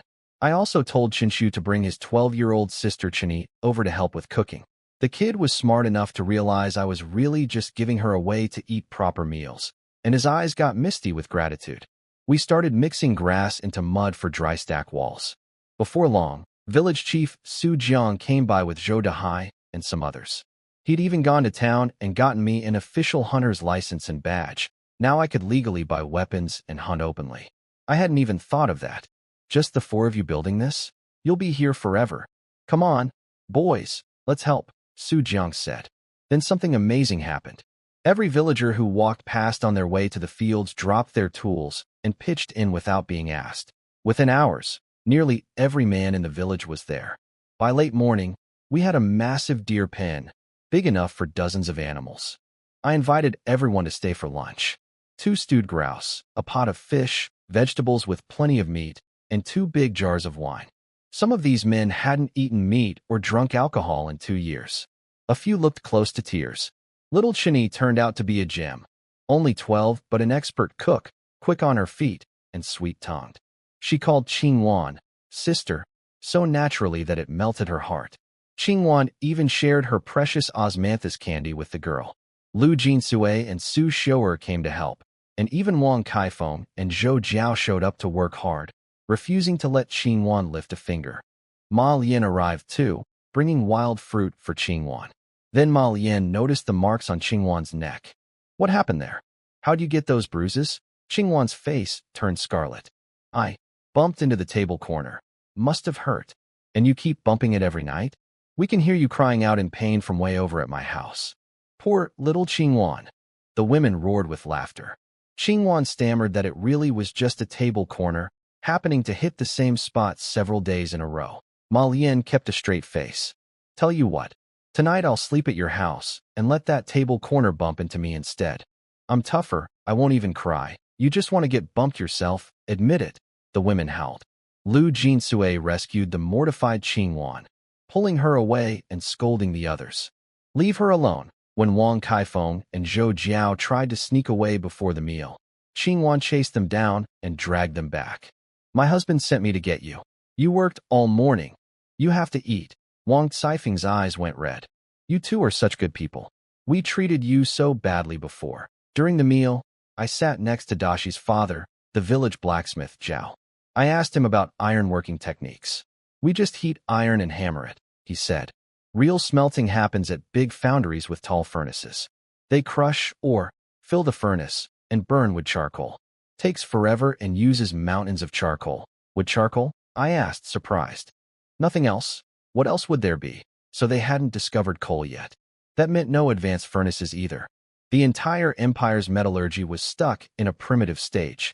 This was both a problem and an enormous opportunity. I felt someone watching me and turned. Su Xiu'er was standing by the stove, staring at me with a water ladle in her hand. When our eyes met, she blushed and looked away, pouring water into a pot that was already overflowing. After the feast, everyone went home happy. It had been 2 years since most of them had tasted meat and wine. The meal cost nearly 10 taels of silver, which made Xiaobai cringe, but Qinshu put it well. It's called spending money to win hearts. Nothing is more valuable than people's loyalty. I agreed. When we can afford it, money is the least important thing. If it buys support and goodwill, that's the real treasure. I went inside to tell Qingwan I was heading to town. She was crouched in the back room counting coins with painful precision, the tiger cub dozing beside her. How much do we have left? I asked. 31 taels and 452 coins, she said without hesitation. A true treasurer. I asked for everything above 20 taels. She handed me 30 taels and kept only about 1,400 coins. When I raised an eyebrow, she blushed. A husband shouldn't have to keep asking his wife for money. It doesn't look manly. I laughed. Clever girl. I took 4 of the 5 bandit horses to sell, all geldings, obedient but unable to breed.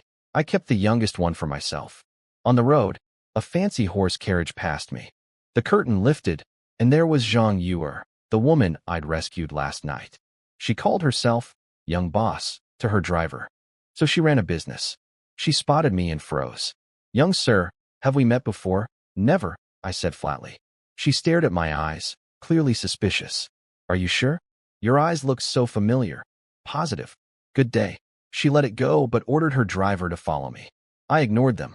In town, I traded my game birds and rabbits at the restaurant for a 10-pound jug of grain liquor instead of cash. Then I went to the livestock market and swapped my 4 geldings for 4 young mares and 2 foals, plus a big iron-rimmed cart. My plan was the same as with the deer: breed and build a herd. 2 of the mares had just given birth and were still nursing, which meant milk for the tiger cub. He was going to outgrow one dog's milk supply fast. I stopped at a stationery shop and bought a stack of old waste paper. Not for writing, for the toilet. In this era, people used dirt clods and leaves. The wealthy used silk. I couldn't afford silk, but used paper was better than a communal bamboo scraper polished smooth by 1,000 backsides. As I was heading toward the salt shop to finally negotiate my refined salt deal, a familiar fragrance drifted over. Zhang Yuer had appeared beside me again. This time Zhang Yuer appeared alone. No carriage, no guards, just walking beside me and staring with those big, curious eyes. "What's your name?" she asked. "Strangers don't share names." "Where are you going?" "Strangers don't share plans." "Where do you live?" "Strangers don't share addresses." "I know," she cut in, fuming. "Is strangers the only word you know?" I could also say passing acquaintances or ships in the night. I offered helpfully. "Are you playing word games with me?" Her cheeks puffed up with anger. "Stop following me. I'm not who you're looking for." "How do you know I'm looking for someone?" She pounced on my slip. "A blind man could see it," I said. Then we arrived at the salt shop, Lin Family Salt Company, with a big banner flying the name, Lin, overhead. I stopped my cart. She looked intrigued. "What business do you have at a salt shop?" Before I could enter, shouting erupted inside. A heavy-set middle-aged man was being shoved out by several young workers. I recognized him instantly. It was the uncle from last night's rescue. "You ungrateful worms. How dare you treat me this way?" he screamed. The lead worker, the same carriage driver from this morning, fired back. "Lin Yuexin, you're not the boss. The real owner is Lin Yufeng, and the young boss is Lin Linger. You're just a cousin who embezzled nearly 1,000 taels while managing the shop. Be grateful we didn't break your legs." Everything clicked. Zhang Yuer was a lie. Her real name was Lin Linger, and she was the owner of this very salt shop. Her father, Lin Yufeng, had gone missing, and the uncle, Lin Yuexin, had been running things and stealing money. The moment she got home after her rescue, she'd moved fast and ruthlessly, kicking him out and seizing back control. She'd even made sure the workers publicly announced his theft, destroying his reputation and securing the moral high ground. Sharp, decisive, and strategic. I had to admit I was impressed, even if she was a born liar. But something still didn't add up. A girl this calculating shouldn't have been captured by bandits so easily. Was it really just carelessness? Then Lin Yuexin spotted Lin Linger standing next to me. He exploded, pulling a letter from his pocket, waving it wildly. "Lin Linger, you heartless brat. I saved you from bandits 2 days ago, and now you throw me out? Your father left me a letter. This shop goes to me if anything happens to him. You're just a girl who'll marry off someday." "This is my shop now." A crowd gathered to watch the drama. Lin Linger's eyes flashed with anger, but then she glanced at me and something sly crossed her face. She grabbed my sleeve and put on a helpless expression. "My cruel uncle is trying to steal my family's business. Young sir, please save me." I stood there stunned. How did I just get dragged into this? I wanted to walk away, but I realized I was about to negotiate a salt deal with this very shop. If I ruined things with her now, the deal was dead. I exhaled slowly and turned to face Lin Yuexin. "What does that letter actually say? Who are you to question me?" "Get lost," Lin Yuexin barked, not recognizing me from last night since I'd been masked. Before he could react, I snatched the letter from his hand and read it quickly. He grabbed it back, but what he didn't notice was that I'd already swapped it with a piece of waste paper from my pocket. Nobody saw the switch. Not Lin Yuexin, not Lin Linger, not the crowd. "You said the letter leaves the shop to you," I said calmly. But that's not what I read. He started reciting the letter from memory, pretending to read it aloud. "You're holding it upside down," I pointed out. The crowd burst out laughing. He'd told his own niece he couldn't read. I'd heard him say it last night, so I'd set the trap perfectly. He flipped the paper and tried again, but I stopped him. "If you want anyone to believe you, get someone else to read it." A couple of local scholars volunteered eagerly. One opened the letter and started reading. "Lee Family Clinic, specializing in men's problems, particularly impotence." The crowd howled. Another scholar continued. 30 years of medical practice, treating women's menstrual disorders. It was the old medical advertisement printed on my waste toilet paper. Lin Yuexin's face went purple. You switched my letter. Before I could respond, Lin Linger dropped her giggly act and turned ice cold. Lin Yuexin, I trusted you, and you tried to steal my family's business while my father was gone. Throw this thief out. Her workers charged him with clubs, and he fled like a rat. Thank you for saving me again, she said sweetly, looking up at me with knowing eyes. She was now certain I was her masked rescuer. Once, I corrected. Twice. Once, she sighed and invited me inside. As we entered the shop, I noticed a round-faced clerk with beady eyes staring at me from behind the counter. When I looked back, he quickly dropped his gaze. I filed that away. In the back room, Lin Linger thanked me formally. I cut straight to business. I'm here to talk about a deal. Do you buy refined salt? Her face fell. She'd been hoping for something more personal. But the word, refined salt, snapped her back to attention. I handed her a small packet. She tasted a pinch, and her eyes went wide. This is the quality only imperial officials and the wealthiest merchants can get. The supply is incredibly rare. It never reaches ordinary markets. Where did you get this? I made it myself. From the coarse salt I bought at your shop. She stared at me in disbelief. You made this? I did. After a long pause, she took a deep breath. How do you want to structure the deal? I buy coarse salt from you at cost. I refine it and sell it back to you at 5 taels per pound. She thought for a moment. 5 taels per pound. You'd actually be undercharging. Here's a better offer. Take the coarse salt for free. You make the refined salt, I sell it. We split the profits 50-50. You'll earn more than your 5 taels per pound. Deal? I was genuinely surprised. That kind of boldness was rare, especially from a young woman in this era. Whether it was gratitude for saving her or pure business instinct, this was a generous offer. You're not worried I'll take your salt and disappear. I trust my judgment about people, she said, looking straight into my eyes. She was more certain than ever that I was her rescuer. That's why she offered such generous terms. But even if I wasn't, the deal was structured so she couldn't lose. I thought about her 50-50 offer, but shook my head. I prefer guaranteed payment. 5 taels per pound of refined salt, paid directly.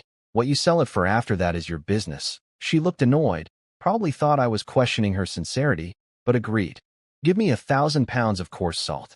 I'll deliver 200 pounds of refined salt in 3 days. Her eyes widened as she did the math instantly. 5 pounds of coarse salt for 1 pound of refined. Far better than the imperial method that needed nearly 10. At market prices of 10 taels per pound for refined salt, the profit margins were enormous. Deal, she said without hesitation. I pushed further. Can you also lend me 50 strings of coins for hiring workers and buying firewood? She didn't blink. She walked me to her round-faced clerk and ordered the money counted out. While the clerk counted coins, his eyes darted around suspiciously, watching me closely. What business is the young sir in? He asked casually. 1,000 pounds of coarse salt is quite a lot. Refining salt, I said. No point hiding it. His eyes flashed with interest before he masked it. A rare skill indeed. Where did you learn it? Family secret. When I was alone with Lin Linger outside, I leaned in. Your clerk seems untrustworthy. I only mention it because it could affect our business. Don't worry about him. He's very loyal, she said coolly. But I caught the sharp glint deep in her eyes. She already knew. Everything was under her control, which made me wonder again.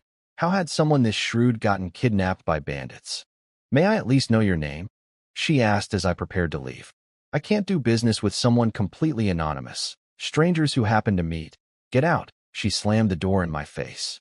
I shrugged and drove away with my 1,000 pounds of salt. What I didn't know was that she was watching me from her second-floor window.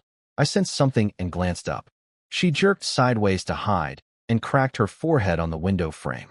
Upstairs, she wasn't alone. A tall, wild-looking woman in green fighting clothes with a sharkskin knife at her hip was lounging on the bed, someone named Bai Yuxiang. First time I've seen you this crazy about a man, Bai Yuxiang teased. Is this the mysterious rescuer you went looking for in the countryside today? Lin Linger stomped her foot in embarrassment. Shoo! Keep your voice down, Bai Yuxiang whispered, suddenly serious. I'm a wanted bandit leader, remember? It turned out Bai Yuxiang was Lin Linger's close friend, a female outlaw who robbed corrupt rich people and terrorized local bandits. She'd come to borrow 100 taels because her gang was running low on funds. Business had been slow, She'd scared all the nearby bandits into hiding, and the wealthy had hired extra guards. Two dangerous women, each playing their own game. I was glad I'd kept my identity hidden. What I didn't know was that Lin Linger and her friend Bai Yuxiang, a wanted female bandit leader, had actually planned the whole kidnapping incident together. Lin Linger had deliberately let herself be captured by Black Wind Fort, while Bai Yuxiang waited on the road to ambush the bandits and rescue her. That way, Lin Linger would have proof of her uncle's treachery and could eliminate both threats at once. But I'd accidentally ruined their plan by killing all the bandits first. Now Lin Linger was sending Bai Yuxiang to investigate my identity, while also planning to use our salt business as bait to lure Black Wind Fort into a trap. Meanwhile, I was in town spending freely. I loaded my cart with 1,000 pounds of grain, vegetables, arrows, eggs, meat, and 100 pounds of animal bones, spending nearly everything I had. On the road home, I sensed someone tailing me.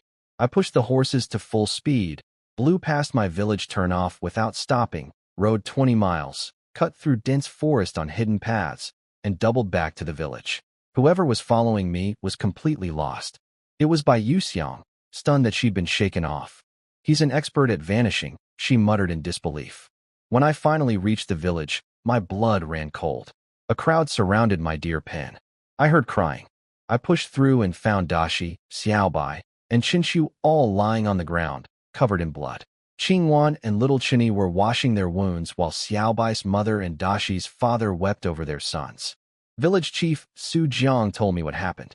A gang of thugs from White Sand Village had come snooping around. When they saw the deer herd, the leopard skin, and Qingwan's beauty, they tried to steal everything and assault my wife. My brothers fought back against impossible odds. Xiaobai took a knife wound to his arm defending the deer.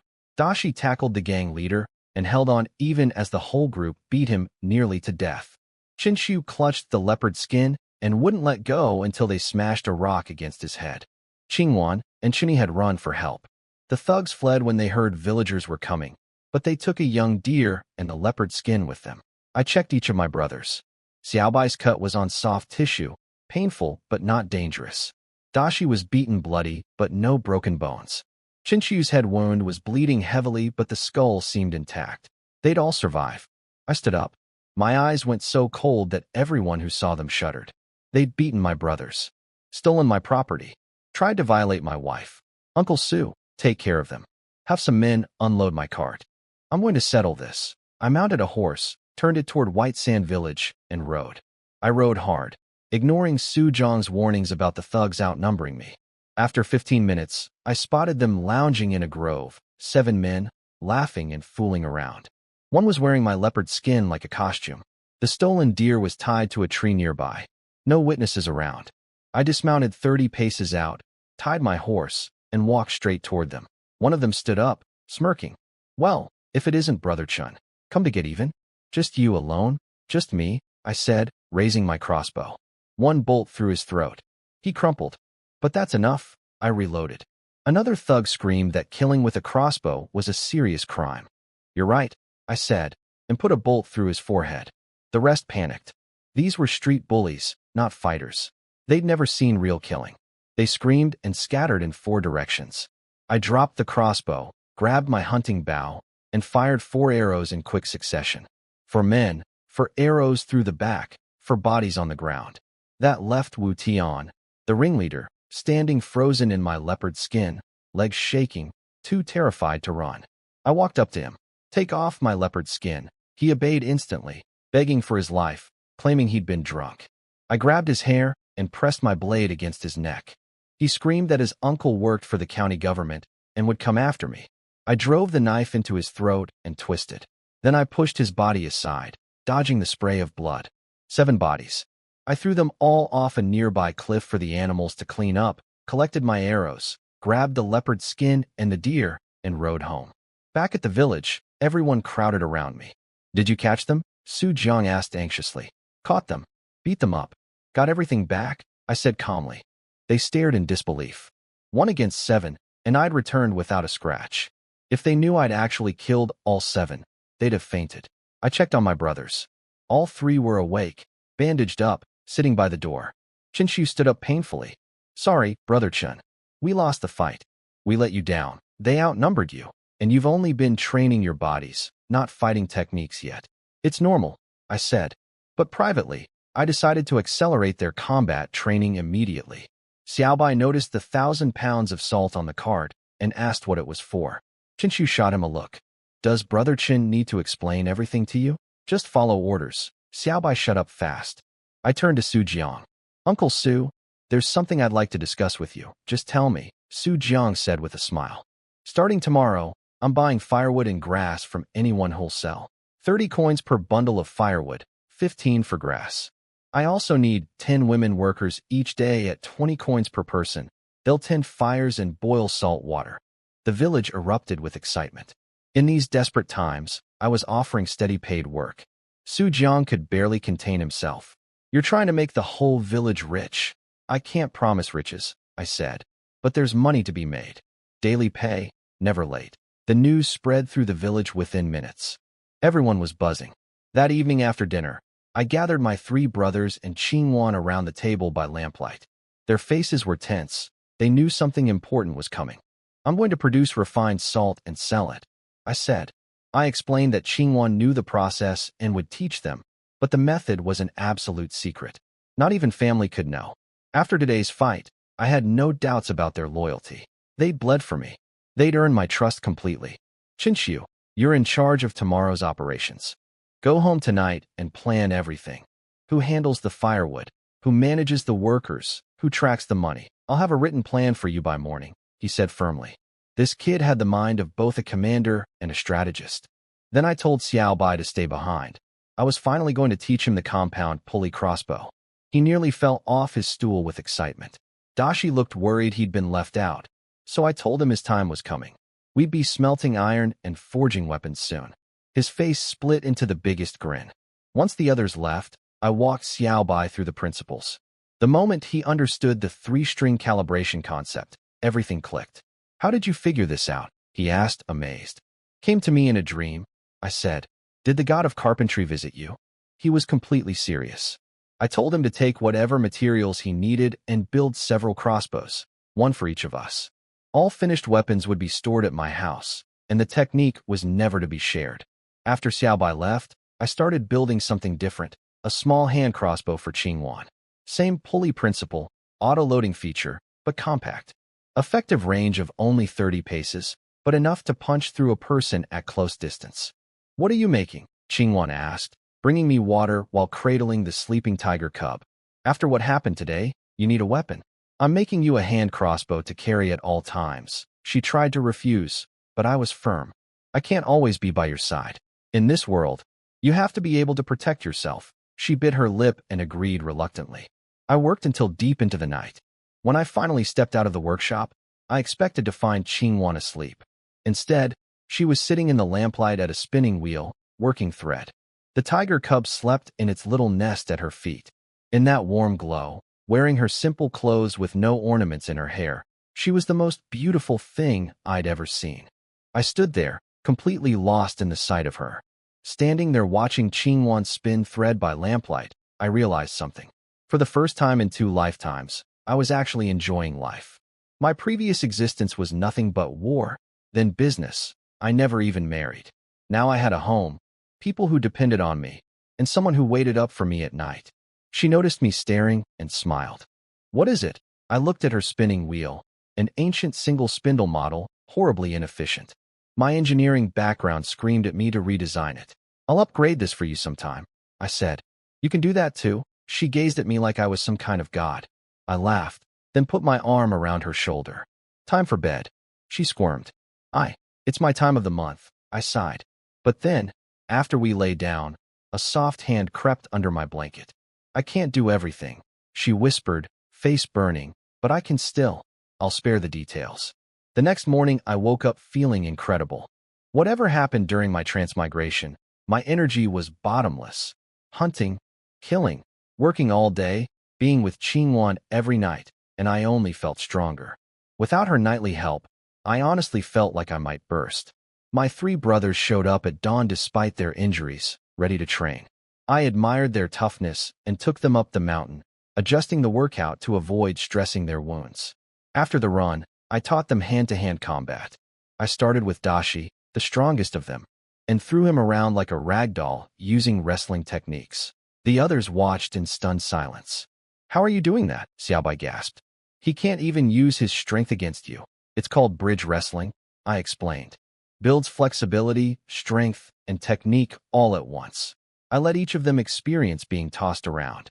By the end, Dashi and Qinshu were covered in fresh bruises on top of yesterday's. Over breakfast, Qinshu handed me his written operations plan for the salt business. Detailed, organized, with every person's role clearly assigned. Impressive work. Your pay is 50 coins per day, meals included, I told the three of them. They were floored. 50 coins daily was enormous. That came to about 1.5 taels of silver per month, when most families earned 5 taels in an entire year. They tried to refuse, but I shut that down. No arguments. I also told Qinshu to bring his little sister Qinyi to work alongside Qingwan on the final salt processing step, at the same wage as the other women workers. His eyes went red. She was just a 12-year-old child, and I was paying her full wages. Yes, Brother Chun, he said, wiping his eyes hard. Then the women arrived, and it was chaos. Word had spread that I was hiring 10 workers at 20 coins per day. Every woman in the village stampeded toward my house like it was a Black Friday sale, screaming and waving their arms, terrified of missing out. Qingwan tugged my sleeve nervously. If you only pick 10, won't the rest cause trouble? Let's see how Qinshu handles it, I said with a smile. A true leader needs to identify talent, develop it, and give people room to prove themselves. This was Qinshu's test. Qinshu handled the crowd of women perfectly. He stood behind a table, calm as stone, and called out, "Everyone gets a turn. Register your names, form groups of 10, and rotate daily. Anyone who pushes or causes trouble loses their spot permanently." The chaos stopped instantly. Over 100 women lined up and registered within minutes. He organized them into rotating groups so everyone earned money fairly. Each group worked one day, then the next group took over. Qingwan watched, impressed. "He's really talented," she said. Then we fired up 5 large stoves in the yard. Each stove had 2 women, one feeding the fire, one boiling salt water. Xiaobai measured out the coarse salt precisely according to Qingwan's ratios. Once the brine was boiled twice, the workers carried it in wooden buckets to the small storeroom. Inside that room, strictly off-limits to everyone else, Qingwan and little Qinyi handled the secret steps, adding the wood-ash solution and filtering. Qingwan had practiced several times on her own and was now producing salt nearly as good as mine. She'd even pre-measured the ash into individual packets for efficiency. Smart girl. Dashi hauled buckets back and forth. Qinshu ran everything else, buying firewood, paying workers, keeping records, supervising the boiling. The kid was stretched thin but never lost control. I paid 30 coins per bundle of firewood and 15 per bundle of grass, cash on delivery. Qinshu was strict about quality. Everything had to be dry and full weight. The villagers understood, and nobody tried to cheat. By noon, even Zhou Jiao came running in with a bundle of grass, thrilled to earn 15 coins. She and her mother Wang Kaifeng immediately rushed out to cut more.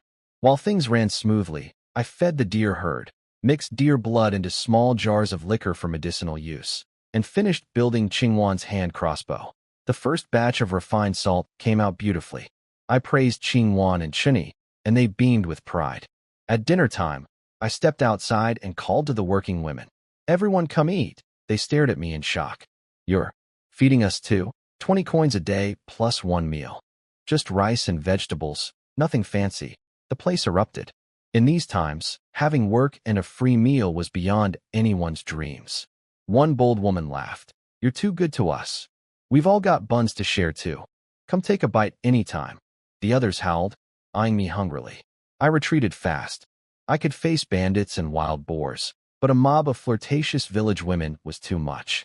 The women watching from outside the wall looked ready to die of jealousy, counting the days until their group's turn.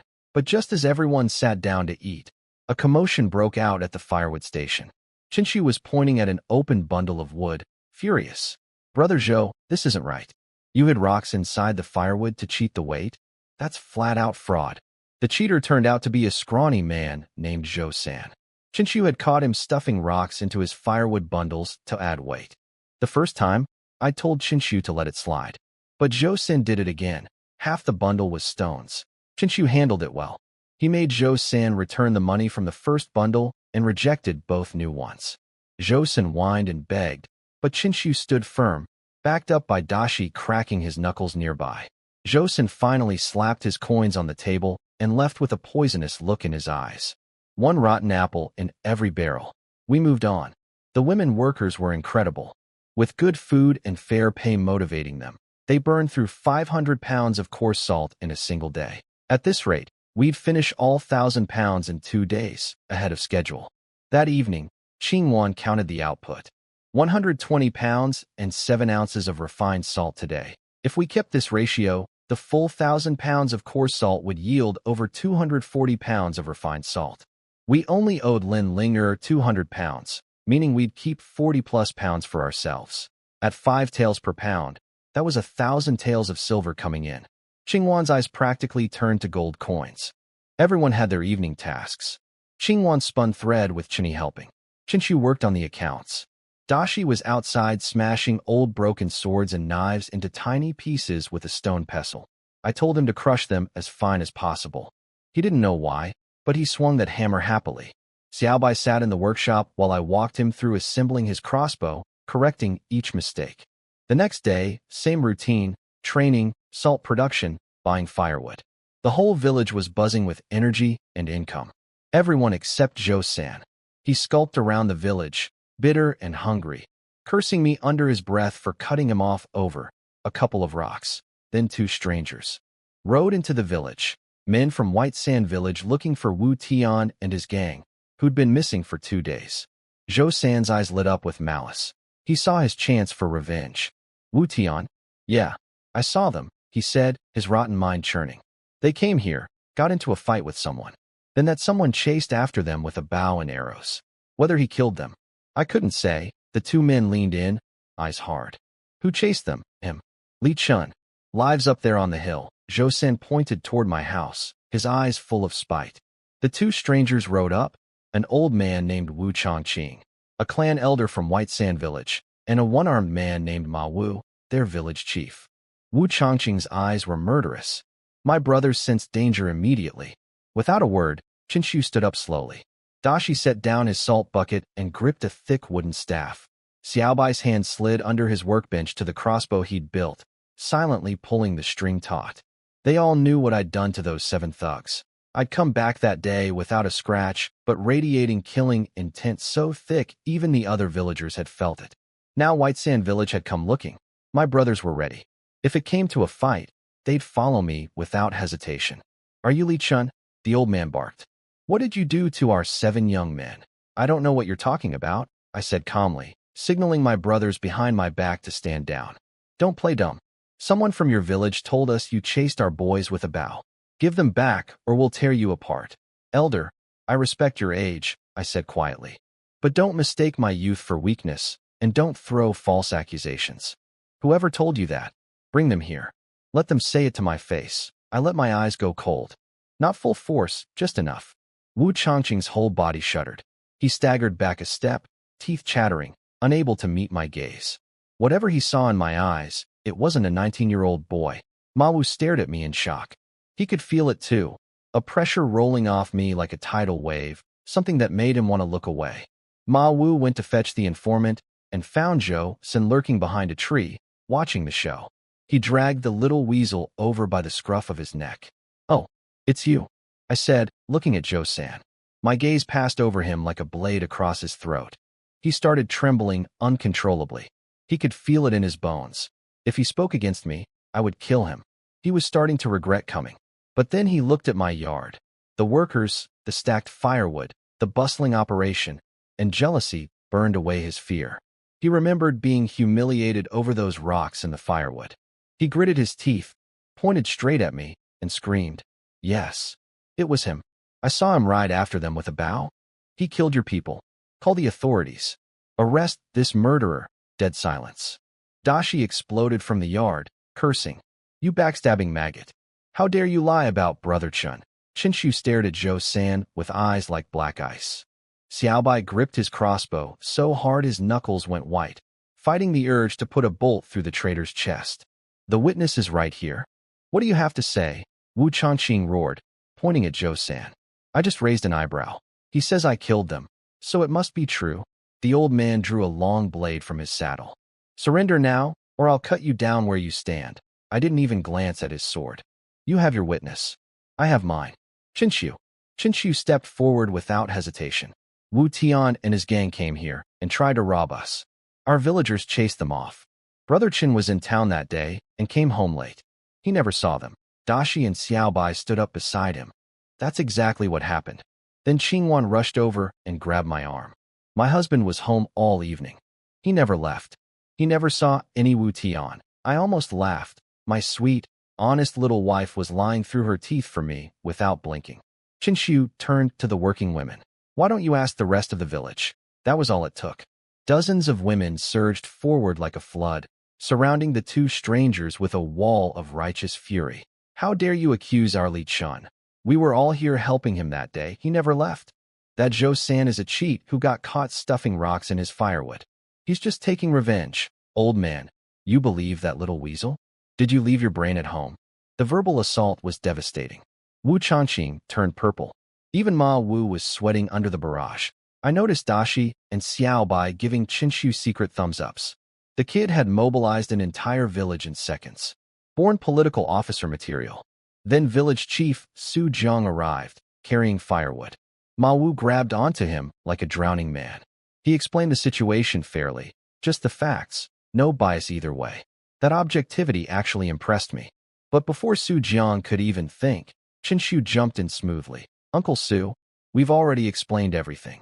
Zhou San is just making false accusations because he got kicked out for cheating this morning. The hint was seamless. Su Jiang caught on instantly. Oh, that business? Of course I can vouch for Li Chun.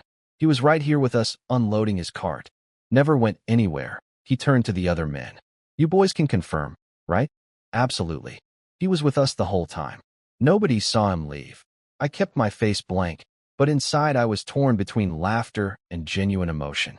The entire village was committing perjury for me without a moment's hesitation. Wu Changqing snarled at Su Jiang about responsibility, but Su Jiang's face went cold. I'm the village chief of Muir Village. I don't need outsiders telling me how to do my job. Ma Wu, clearly the smarter of the two, bowed apologetically. This was clearly a misunderstanding. We're sorry for the trouble. Safe travels, I said flatly. Wu Changqing climbed onto his horse and pointed his whip at me, about to make a threat. But Xiaobai flicked a sharp pebble at the horse's rear. The animal screamed and bolted downhill, bouncing the old man around until he flew off and tumbled down the slope. Good riddance, you old fart, Xiaobai cackled. Ma Wu rushed after his companion, and the whole village erupted in laughter that echoed through the mountains. Zhou San slipped away during the commotion, crawling through the trees like a rat. Smart move. He knew if he stayed, I'd deal with him. But I signaled Qinshu not to chase. Not yet. Su Jiang cursed Zhou San's name. That scum has always been trouble, stealing, even tried to assault a widow once. And now this betrayal. I raised my hands and bowed to everyone. I owe you all. Thank you. Qingwan bowed too, tears streaming. Thank you for protecting my husband. The villagers wouldn't hear it. You saved our lives. You're feeding our families. Even if you did kill those thugs, they deserved it. You're the heart of this village. We'll protect you no matter what, Qingwan cried harder. I felt something deep stir inside me. This was what winning hearts truly meant. Treat people right, and they'll lay down their lives for you. Su Jiang laughed. Even if White Sand Village brings the whole county government, nobody here saw anything. Right? Right. The whole village roared. Qinshu watched me with shining eyes, then whispered to Dashi and Xiaobai. This is what spending money to win loyalty really looks like. Learn from Brother Chun. I thumped my chest with my fist. If Muir Village ever faces danger, I'll repay this debt with my life. Then I announced another feast for the entire village that afternoon. Meat, wine, and steamed buns. Su Jiang tried to refuse, but I insisted. Ma Lian, leaning over the wall as usual, offered her buns again. I covered my eyes. Your husband would kill me. Everyone roared with laughter. I'm going hunting for more game, I announced, grabbing my weapons. But we have meat at home, Dashi started. Shut up, you idiot, Xiaobai hissed. I walked down the path in plain sight. But the moment I rounded a corner out of view, I cut through the bushes and climbed up the mountain, tracking Josan's trail. Following a common man through the woods was child's play for me. Josan had no survival skills, and he was weak from years of poor eating. He couldn't have gone far. I tracked him easily, even pausing to shoot a few birds along the way. I found him sitting against a pine tree, panting, fanning himself, muttering curses. "Just wait, Li Chun. I'll go to White Sand Village and tell the Wu family you murdered their boys. They've got relatives in the county government. They'll throw you in prison and have you executed." I stepped up behind him. "Josan," he jumped to his feet and spun around. The bowstring sang. The arrow punched through his forehead and out the back of his skull. He was dead before he hit the ground. After dealing with Josan, I got lucky in the forest. 2 roe deer were drinking at a stream. I shot one, and the other ran off, but then came back to stare at me with the dumbest expression I'd ever seen on an animal. I couldn't let that level of stupidity go unrewarded, so I took it too. About 130 pounds of meat between them. I rigged a carrying pole and hauled them home, arriving just as the women finished their salt work and started cooking for the village feast. The place was alive with activity. Tables were set up inside and outside the yard. Kids crowded around Chinny, cooing at the tiger cub. Lu Jinsue was helping Qingwan organize the cooking. Chinchi was at his books. Dashi was wrestling a group of teenage boys and winning easily with the techniques I'd taught him. Xiaobai was tucked in a corner, obsessively filing down crossbow parts. Everyone spotted me coming down the mountain with 2 fat deer on my shoulders and erupted in cheers. "Mountain God Reborn, 2 roe deer. He never comes back empty-handed." Dashi puffed out his chest proudly. "My brother Chun is the greatest hunter in the world." "No, the greatest man," a woman teased him. "Oh yes, especially at the kind of fighting he does without clothes on. But Brother Chun doesn't take his clothes off to fight," Dashi said, confused. Everyone howled with laughter while he scratched his head, clueless. I announced both deer would be butchered and shared among every household. The village erupted again with gratitude. What I didn't notice was a quiet conversation happening between Qingwan and Su Xiu'er by the vegetable washing station.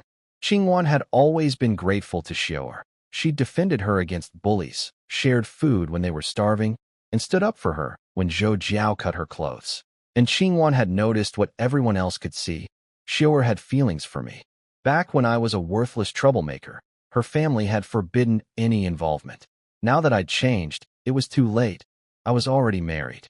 Apparently, Qingwan leaned over and whispered, "Xiu'er, do you have anyone you like?" Xiu'er turned bright red. "Why would you ask something like that?" "My husband is a good man," Qingwan said quietly. "Maybe you should consider him." Xiu'er nearly dropped her vegetables. "Are you crazy? What wife offers up her own husband? I mean it. I think he's always had a place for you in his heart, too." But before she could finish, the crowd exploded with cheers as Dashi carried my 2 deer through the gate, and their conversation was cut short.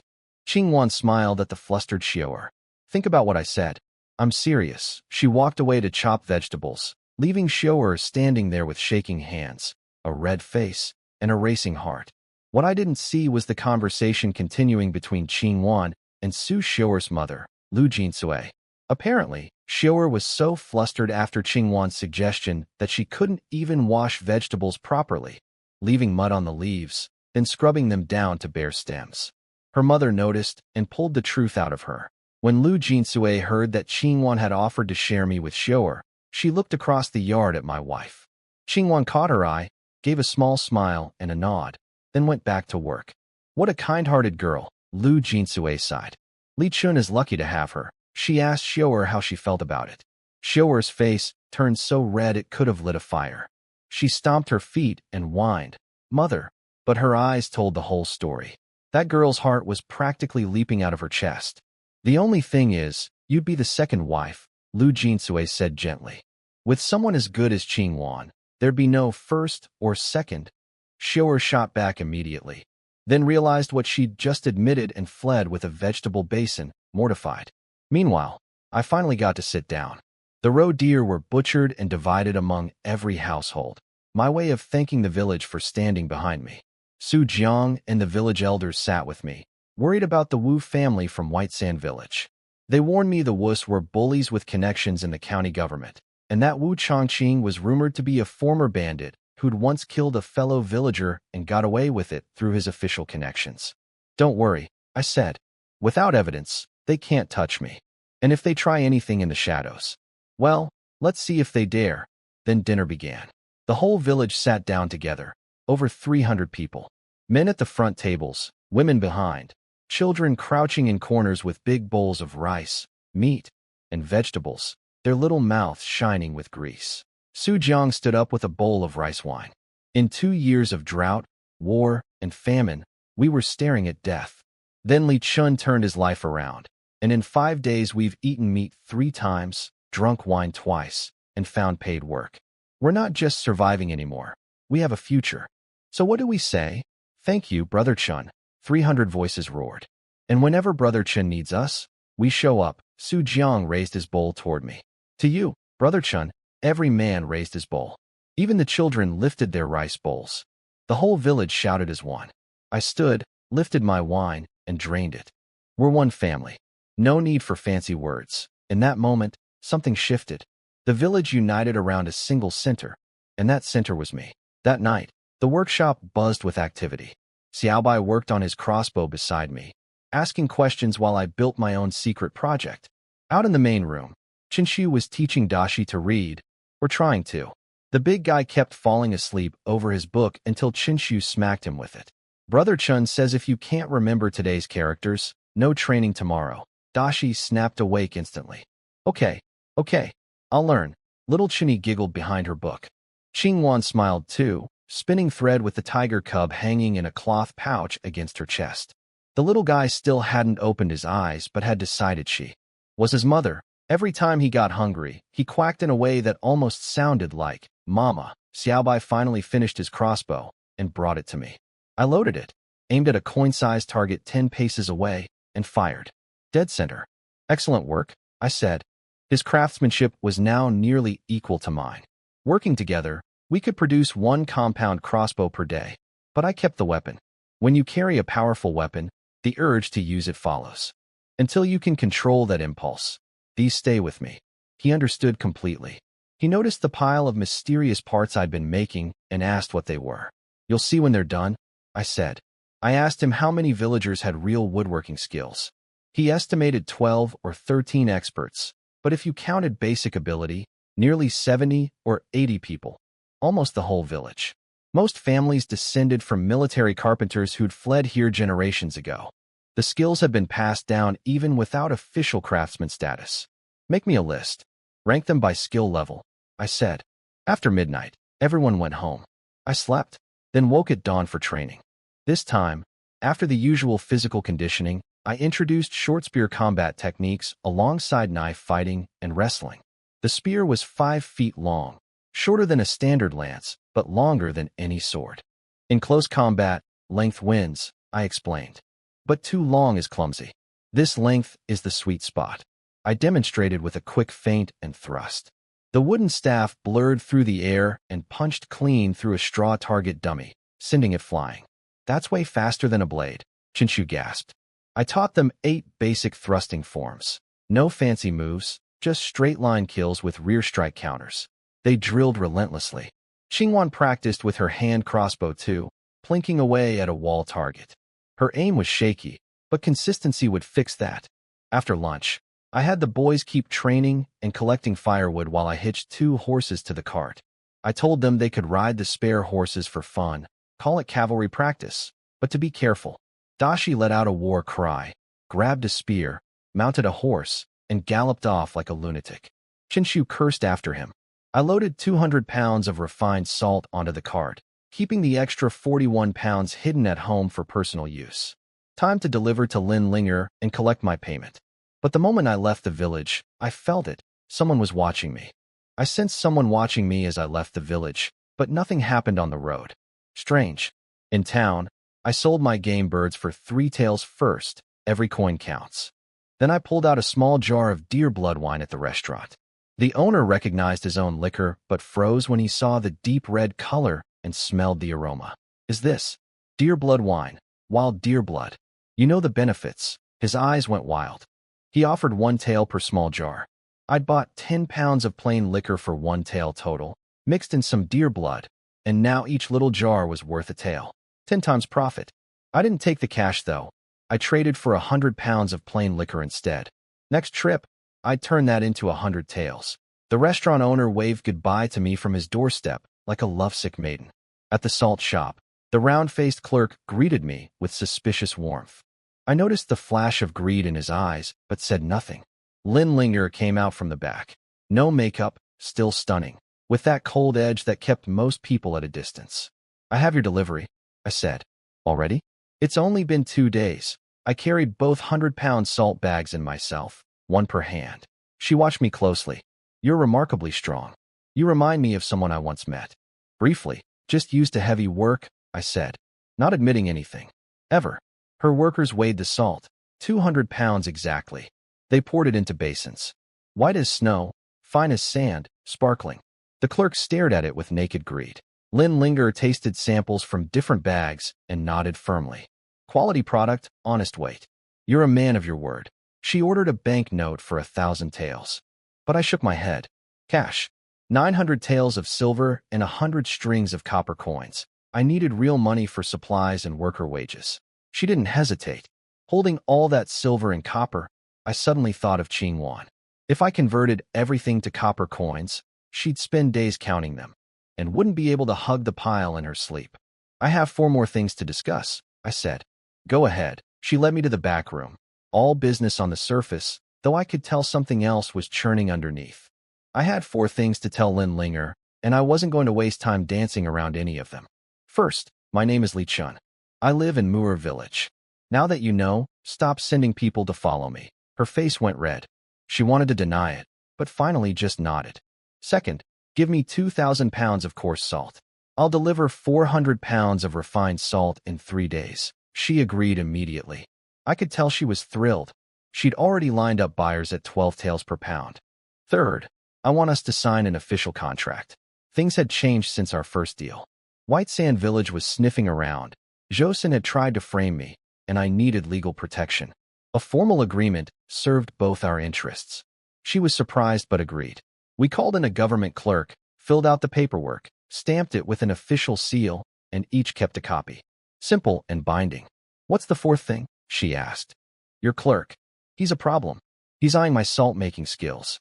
If he partners with the wrong people, bandits, for instance, and they grab me, this business is finished." She was stunned by my bluntness. Then she tried a different angle. "Actually, I'd like your recipe too. Name your price. You know what I mean," I said, looking her straight in the eyes. "If you have your own plans involving me, tell me up front. Trust is the foundation of profit, and I don't like being used. Give me an answer next time I come." Her face cycled through several colors. She was used to being the smartest person in any room, but I'd read her completely, and she knew it. "One more thing," I added. "The person who followed me last time, she's skilled. Probably your ace in the hole. Tell her to keep her distance." I'd hate for there to be a misunderstanding. Her jaw dropped. I'd figured out that her tracker was a martial arts expert, and she hadn't told me a thing about it. I pocketed my contract, shouldered my money bags, and walked out. From what I gathered later, Lin Linger went upstairs and smashed several expensive teacups in a rage, cursing me with every word she could think of: arrogant, overbearing, insufferable. She was furious that I'd completely dominated the conversation, leaving her stammering like a schoolgirl. Then her friend Bai Yuxiang climbed through the back window, as usual, and found the wreckage. "What happened to you?" Bai Yuxiang laughed, pouring herself tea from the only surviving cup. "He's going to be the death of me," Lin Linger seethed.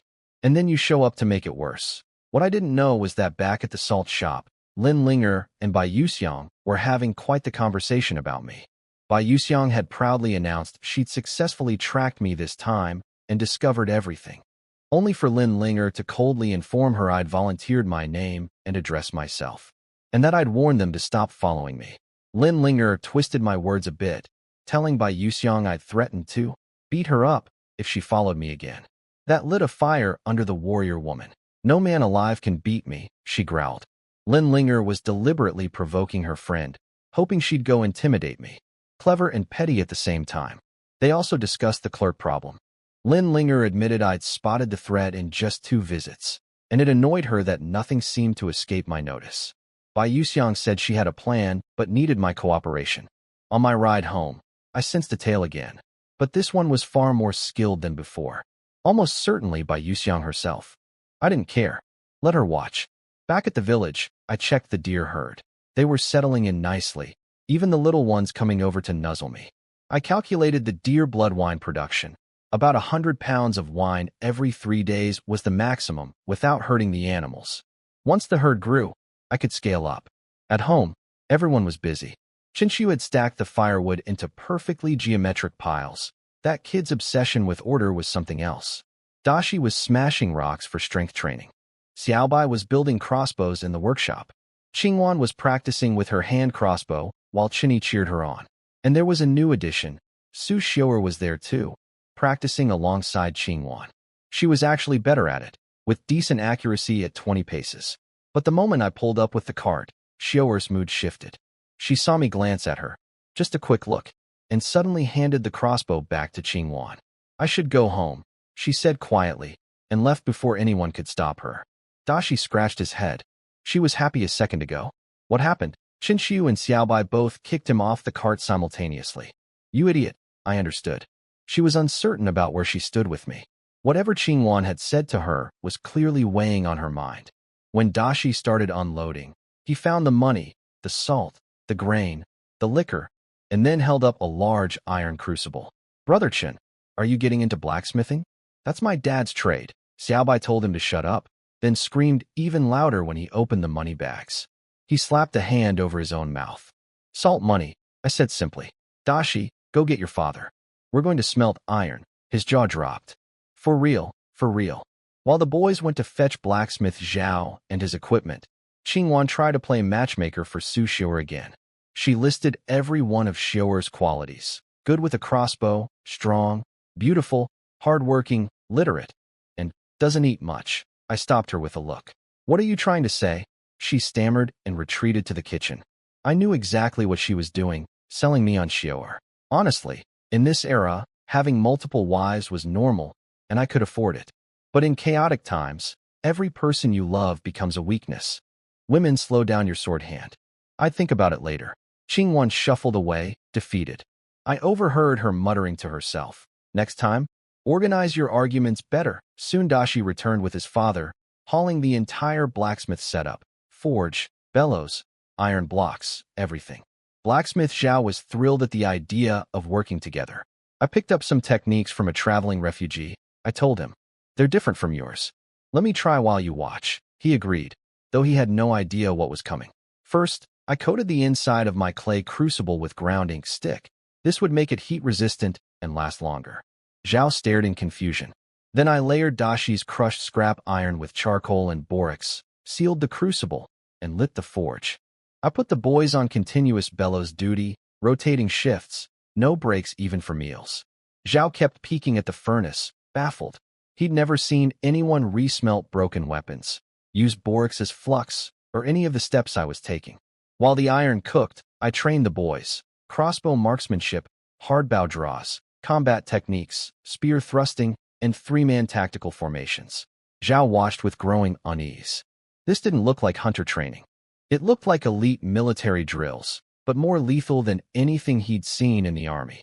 I opened the crucible twice during the process, skimming slag with a preheated willow stick to reduce sulfur content, then adding crushed walnut shells to boost carbon levels. Zhao thought I was making garbage. Then the molten iron poured out and solidified. His jaw dropped. The metal was purer than anything he'd ever produced. Next came the forging. I used a 9-fold layering technique, sprinkling quartz sand and bone powder between each fold. After 10 layers, I buried the blade in hot wood ash for slow cooling. The quenching process was equally complex. First pine resin tung oil, then saltpeter water, then hot coarse salt for a measured duration. By sunset, the blade was finished. It was longer than a standard sword by half a foot, narrower by half an inch, with a deeper curve. The surface showed a pine needle grain pattern that shimmered like wind through a forest. Zhao flicked the blade with his finger. It sang, a clear, ringing tone that lasted and lasted, far longer than any blade he'd ever heard. That meant the steel's toughness, hardness, and flexibility were all extraordinary. Test it, I said. He slashed a forearm-thick wooden pole. It split clean with almost no resistance. Then I struck one of the old broken swords against it. The old blade snapped in half. My blade didn't have a scratch. Everyone stared in stunned silence. This is a divine weapon, someone whispered. I ran my hand along the flat of the blade. This is called the Qi family saber, the finest cold weapon design in history. Everyone stared at the blade in awe. When they tried swinging it, every single person said the same thing. It felt like an extension of their arm. Perfect weight, perfect length, perfect balance. I almost slipped up with the name, Qi family saber, so I quickly changed it.